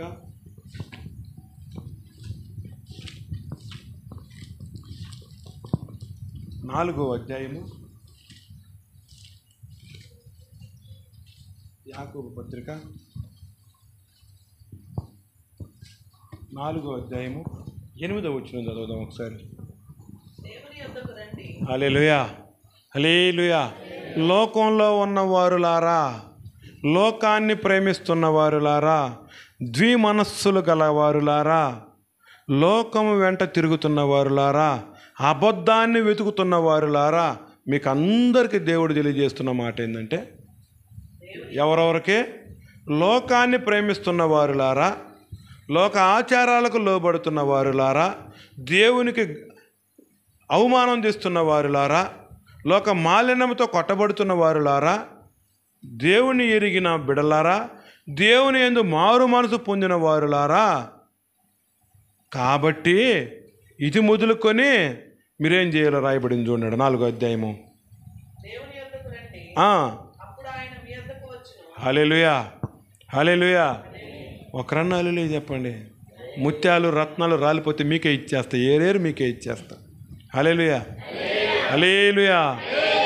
కాబట్టి ఎవరంట, ఏం చేయాలంట, ఏమని రాయబడింది ఒకసారి చూడండి మళ్ళీ ఫస్ట్ నుంచి. కాబట్టి ఉందా? కాబట్టేనే లేదా? కాబట్టి దేవునికి లోబడి ఉండండి. కాబట్టి అంటే అర్థమైంది, ఇప్పుడు దాకా మనం దేవునికి లోబడలేదు కాబట్టి, ఇప్పుడు దాకా దేవుని క్రమాన్ని మనం పాటించలేదు కాబట్టి, ఇప్పుడు దాకా దేవునికి అవమానం తెచ్చాం కాబట్టి ఇది మొదలుకొని ఏం చేయాలంట, దేవునికి లోబడి ఉండుడి, అపవాదిని ఎదిరించుడి. అపవాదిని ఎదిరించాలంటే మనం ఏం చేయాలంట, అపవాది ఛాయల్లో మనం ఉండకుండా దేవుని మందిరంలో మనం ఉండి దేవునికి లోబడి ఉండి అపవాదిని ఎదిరించాలంట. హల్లెలూయా. తర్వాత ఏం రాయబడిందో చూడండి. అప్పుడు వాడు మీ యొద్ద నుండి పారిపోవును, మీ యొద్ద నుండి పారిపోవును. దేవుని యొద్ద ఒక బాగా గుర్తు చేసుకోవాలి. కాబట్టి ఏం రాయబడిందాడా, కాబట్టి దేవునికి లోబడి ఉండండి, అపవాదిని ఎదిరించండి. 2 మాటలు. అప్పుడు మీ యొద్ద నుండి అపవాది ఏమైపోతాడు, పారిపోతాడు. ఎప్పుడు? దేవునికి లోబడి ఉంటే నీ అపవాది అది ఏదన్నా ఉండొచ్చు, నీ అప్పు అయి ఉండొచ్చు, నీ వడ్డీ తాకట్టు అయి ఉండొచ్చు, నీ పొలము తాకట్లో ఉండొచ్చు, నీ వ్యాధి అయి ఉండొచ్చు, నీ రోగం అయి ఉండొచ్చు, నీ రుగ్మత అయి ఉండొచ్చు, నీ బలహీనత అయి ఉండొచ్చు, అది ఏదన్నా అయి ఉన్నాయి. అపవాది మీ వద్ద నుండి ఏమవుతాడంట, పారిపోతాడు. అంత మాత్రమే కాకుండా ఏం రాయబడిందో చూడండి అక్కడ, మీరు దేవుని యొద్దకు రండి, అప్పుడు ఆయన మీ యొద్దకు వస్తాడు. హల్లెలూయా. అపవాదిని నువ్వు ఎదిరించకపోతే నువ్వు దేవుని యొద్దకు రాలేవు. దేవునికి నువ్వు లోబడకపోతే అపవాదిని నువ్వు తరమలేవు. అపవాదిని నువ్వు తరమలేకపోతే దేవుని యొద్దకు నువ్వు రాలేవు. దేవుని యొద్దకు నువ్వు రాకపోతే దేవుడు నీ యొద్దకు రాడు. హల్లెలూయా. ఇంకా ఏం రాయబడిందో చూడండి, పాపులారా మీ చేతులను శుభ్రం చేసుకొనడి. అంటే అపవాదిని ఎదిరించ, దేవునికి లోబడ్డం అర్థమైంది కదా, అపవాదిని ఎదిరించడం అర్థమైంది. మందిరానికి పరిశుద్ధ స్థలానికి మనం రమ్మన్నాడు, మనం ఈడకు వస్తే దేవుడు మన ఇంటికి వస్తామన్నాడు. బాగానే ఉంది కదా. అయితే ఈడు ఏం చెప్తా ఉన్నాడంట, మీ చేతులను శుభ్రం చేసుకోండి, అంటే కడుక్కోండి. హల్లెలూయా. ఏ విధంగా కడుక్కోవాలా? మీ చేతులు ఎప్పుడు కడగబడతాయి? సోపును దాకినప్పుడు, సోపు ఆయిల్ను దాకినప్పుడు కదా. ఏదో ఒక దాన్ని ఎత్తుకొని మనం చేతులు కడిగినప్పుడు మన చేతులు ఏమవుతాయి? హల్లెలూయా. సంఘ కాపరి మీకు సబ్బు, మీకు పట్టుండే మురుకుని ఉతికే సబ్బులు మేము. హల్లెలూయా. మీరున్న పాపంలో నుండి మిమ్మల్ని విడదీసే సబ్బులు మేము. హిమము కంటే మిమ్మల్ని తెల్లగా మార్చగలిగినటువంటి శక్తివంతమైనటువంటి సేవకులు. హల్లెలూయా. నీ చేతులు కడుక్కోవడం అంటే నువ్వు చేతులతో చేసిన కష్టార్జితంలో దశం భాగం తీసుకొని వచ్చి సేవకుని చేతిలో పెట్టి ప్రార్థన చేయించుకోవాలి. హల్లెలూయా. అప్పుడు నీ చేతులు కడగబడతాయి. ఎంతమంది సంఘంలో దశంభాగం చేస్తూ ఉండారు? చెప్పచ్చు, చేతులు ఎత్తచ్చు. ఎంతమంది నీకు ఇచ్చినటువంటి దేవుడు సంపాదనలో సంఘ కాపరికి దశంభాగం తెచ్చిస్తూ ఉండారు? ఒకరు, ఇద్దరు. ఇంకా దేవుడు అడిగిన మాటలు మీరేం దాచుకోబడలేదు ఇంట్లో, మీ చేతులు కడుక్కోమని చెప్తా ఉన్నాడు దేవుడు. ఎంతమంది ఇస్తున్నారు? ఒకరు, ఇద్దరు. అంతేనా? అంతే తమ్ముడు. హల్లెలూయా. అయ్యా అయ్యా, ఎట్టమ్మ ఇట్టుంటే ఎట్టమ్మ మన పాపాలు కడగబడతాయి? ఎట్టమ్మ మన దగ్గరకు దేవుడు వస్తాడా? ఏం చూసి నీ చేతులు కడగబడతాయి? నీ చేతులతో చేసిన పాపం కడగబడాలంటే ఏం చేయాలా? దినమంతట్లో వాక్యంలో రాయబడి ఉంది. నాకు సమయం ఇస్తే మొత్తం చూపించేసిపోతా ఇప్పుడు మీకు వాక్యంలోనే. నాకు అన్న మా సంఘస్థులు మళ్ళీ పొద్దున్న లేచి పనికి పోవాలన్నా 10 గంటల లోపల వదిలేద్దామని అన్నాడు. మేము ఏకదాటిగా 3 రోజులు నిలబడి వాక్యం చెప్తాం. 3 రోజులు వదలం. రక్తం కారిపోవాలి, మీకు మోకాళ్ళు పుండైపోవాలి, మోకాళ్ళంగి దెయ్యాలు, దురాత్మలు, మాంత్రిక శక్తులు అల్లాడిపోయి వాటికండానే వచ్చి ఒప్పుకొని వెళ్ళిపోవాలా. మాకు చెప్పింది ఇది ఒక పుట్టినరోజు కార్యక్రమంతో సమానం. వాక్యమే చూపిస్తా నీకు. మరొక్కసారి దైవజనులు దేవుడు నాకు అవకాశం ఇస్తే, దశం భాగం ఇస్తే దేవుడు మిమ్మల్ని ఎట్ట దీవిస్తాడో వాక్యంలో ఉంది చూపిస్తా. దినమంతట్లో 24 గంటలు ఒక రోజు కదా. 24 గంటలు మనల్ని బతికిచ్చిన దానికి 2.5 గంట దేవునితో గడపాలి. ముందు దేవునికి సమయం దశం భాగం ఇవ్వాల. హల్లెలూయా. ఈకపోతే నువ్వు దేవుడి నామాన్ని అవమానపరిచినవాడు అవుతావు, ఆయన గౌరవాన్ని అవమానపరిచినవాడు అవుతావు. 2.5 గంట ముందు సమయం ఇచ్చేయాల. ఎప్పుడెప్పుడు ఇవ్వాలి? 2.5 గంట ఒకేసారి ఉంటే నువ్వు 2.5 గంట ఒకేసారి నీకు సమయం లేకపోతే తెల్లవారుతో లేసి 1 గంట, మధ్యాహ్నం టైంలో 1 అరగంట, సాయంకాలం టైంలో కుటుంబంతో కూడా కలుసుకొని 1 గంట ప్రార్థన చేసుకో. హల్లెలూయా. ఎప్పుడెప్పుడు? తెల్లారుతో ఇంకా చీకటి ఉండగానే. యోబు తన బిడల కొరకు ఇంకా చీకటి ఉండగానే అరుణోదయాన్ని లేచి దేవుణ్ణి స్తుతిస్తూ ఉన్నాడంట. హల్లెలూయా. 1 గంట. మధ్యాహ్నం ఏదో ఒక టైంలో ఖాళీ దొరకతల్లా ఏం పని పోయినా కాసేపు పూనుకుంటాం, సాపేసుకొని, గోతం వేసుకొని, గుడ్డ వేసుకొని కదా. ఆ 10 నిమిషాలు అరగంట దేవునితో గడపగలగాల. రాత్రి ఇంటికి వచ్చిన తర్వాత పగలంతా కాపాడినవా అని చెప్పని కుటుంబాన్ని కూర్చోబెట్టుకొని ప్రార్థనలో గడపగలగాల. 2.5 గంట దేవునికి ఇవ్వకపోతే దేవుడి దగ్గర నువ్వెవరువే? దొంగవే. హల్లెలూయా. ఇంతకుముందు మీకు వాక్యంలో వచ్చింది ఈ మాట. ఎక్కడొచ్చింది ఈ మాట? దొంగలైనను లోబిలైనను, వ్యభిచారులైనను, దేంట్లో వచ్చింది? భ్రష్ట మనసు కలిగిన వారైనను, దేంట్లో వచ్చింది? రోమపత్రికలో వచ్చింది. హల్లెలూయా. కాబట్టి టయాన్ని ముందు దేవునికి చేయాలా, తర్వాత దినమంతట్లో నువ్వు ఎంత సంపాదించినావో దాన్ని తీసుకొని వచ్చి 10వ భాగం తీసుకుని దాంట్లో వేసేయాలా. 100 సంపాదించావా, 10 రూపాయలు ఇంటికాడ ఒక డబ్బాలో వేసి పెట్టి, 500 సంపాదించావా, 50 రూపాయలు చేసి దాంట్లో వేసి,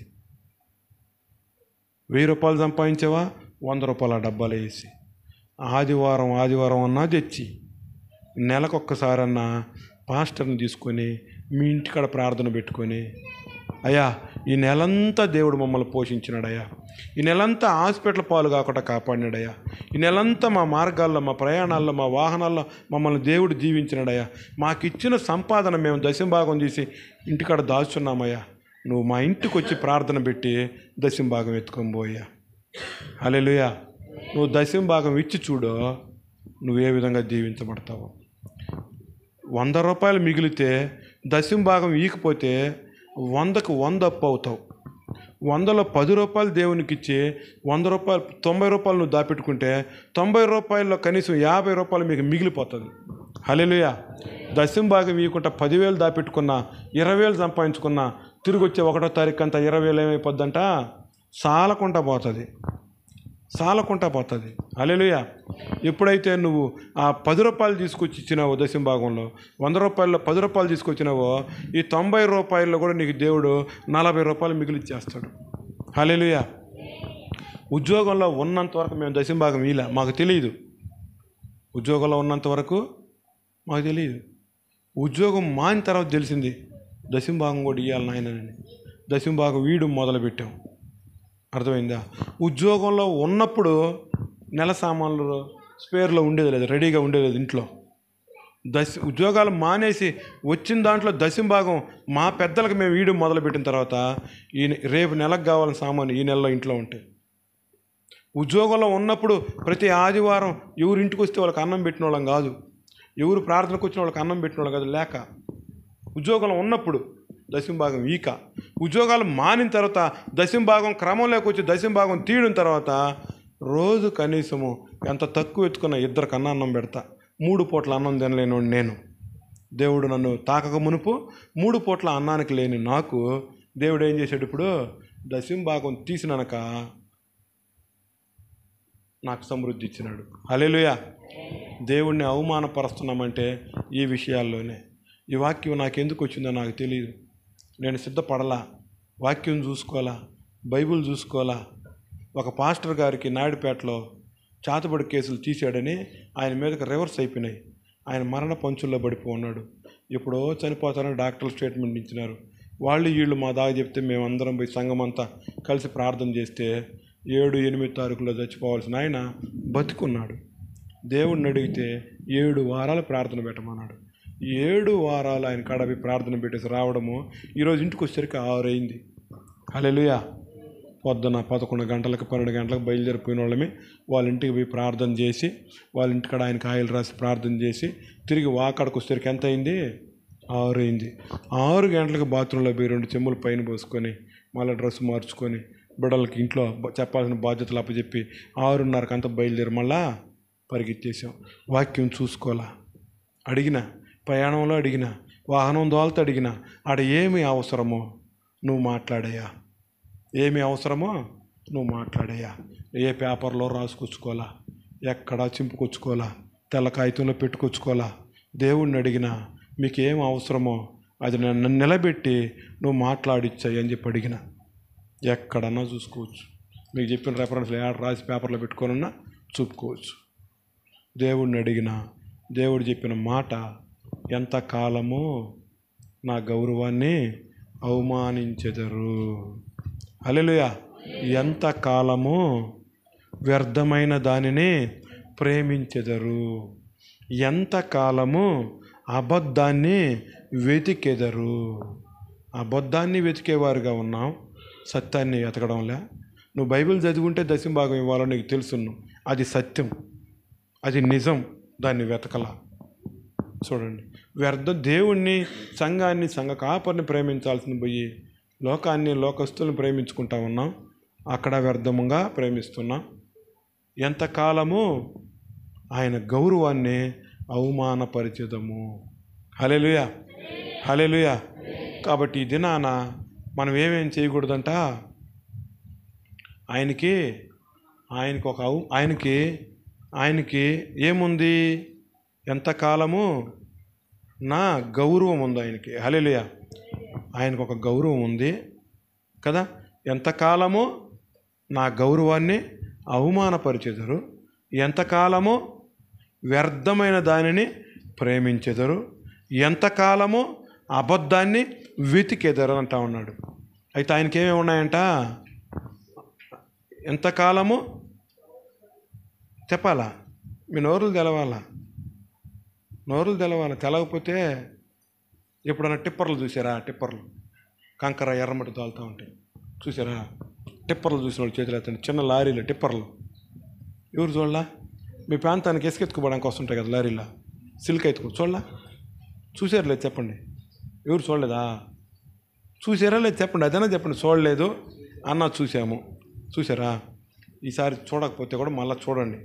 ఎప్పుడు టిప్పర్ కనబడ్డా, కంకర 5 వాళ్తుంటుంది టిప్పరు, అది కనబడ్డా వెనక భాగంలో చూడండి. వెనక భాగం అంటే వెనకాల 2 టైర్లకి మధ్య సంపని అంత కుండ వస్తుంది. ఆ కుండకు ఒక బొమ్మ వేసి ఉంటారు. ఆ బొమ్మ ఎట్టుంటుందంటే కళ్ళు ఆరపదు, పెద్ద కళ్ళు వేసుకొని చూస్తుంటుంది. నాలిక లోపల పెట్టదు, బయటే పెట్టుంటుంది. పలకదో, వినదో, చూసినోడితో పలకదు, పిలిచినోడితో మాట్లాడదు, ఎంత దుమ్ము వచ్చినా కళ్ళు ముయ్యదు, ఎంత బురదపడ్డా మొహం గడుక్కోదు, దానికి సురుకు అనిపించదు. అట్టుండారు తల్లి మీరు, నాయన మీకు వందనాలమ్మా, అట్టుండారమ్మా మీరు. దేవుని బిడ్డలు చురుకైన వారని బైబిల్లో రాయబడి ఉంది. దేవుని బిడ్డలు చురుకైన వారు. వాక్యం మనలోకి వస్తే మనకు చురుకుదనం వస్తుంది, లోకం మనలోకి వస్తే మబ్బు వచ్చేస్తుంది. హల్లెలూయా, హల్లెలూయా. కాబట్టి మనం ఏం చేయాలా, మాటకు బదులియాలా, బదులిచ్చి సేవకుని రేట్ చేయాలా, వాక్యంతో నడిపింపగలగాల. మీరు అట్టుంటే నాకు వాక్యం చెప్పాలి, నాకు అప్పుడే అయిపోయింది. మీరు అట్టనంగానే నా వాయిస్ టైర్ గాలి దగ్గిపోయింది. అదే మీరు హల్లెలూయా ఆమేనయ్యా అంటుంటే, ఇట్లా జరగాలయ్యా మీకు అన్నప్పుడు ఆమెను అనకపోతురి, ఇట్లా జరుగుతుందయ్యా, ఇట్లా చేసినావయ్యా నువ్వు అన్నప్పుడు హల్లెలూయా అనకపోతురి, ఇట్లా చేసినావయ్యా నువ్వు అన్నప్పుడు హల్లెలూయా అంటే ఆయనకి ఘనత. ఇట్లా చేసినావయ్యా నువ్వు అన్నప్పుడు ఆమెనంటే మాకు కూడా ఇటు చేయని అర్థము. మాకు కావాలని ఆమెను అనకపోతురి, నువ్వు గొప్పోడు అని హల్లెలూయా అనకపోతురి, నా సాయన కన్నా అర్పకపోతురి. హల్లెలూయా, హల్లెలూయా, హల్లెలూయా. కాబట్టి ఒకసారి అర్థం చేసుకోండి, సేవకులను ప్రేమించండి, దేవునికి లోబడండి, దేవుడు గౌరవాన్ని మీరు కూడా ఆ గౌరవాన్ని పొందుకోండి. దేవుడికి ఉన్నటువంటి ప్రేమను, ఆ ప్రేమను పంచండి. వ్యర్థమైన దాన్ని వెతకబాకండి. అర్థమైందా? సత్యాన్ని మాత్రమే వెతకండి. హల్లెలూయా, హల్లెలూయా. దేవుడి కొద్ది మాటలను దీవించునుగాక.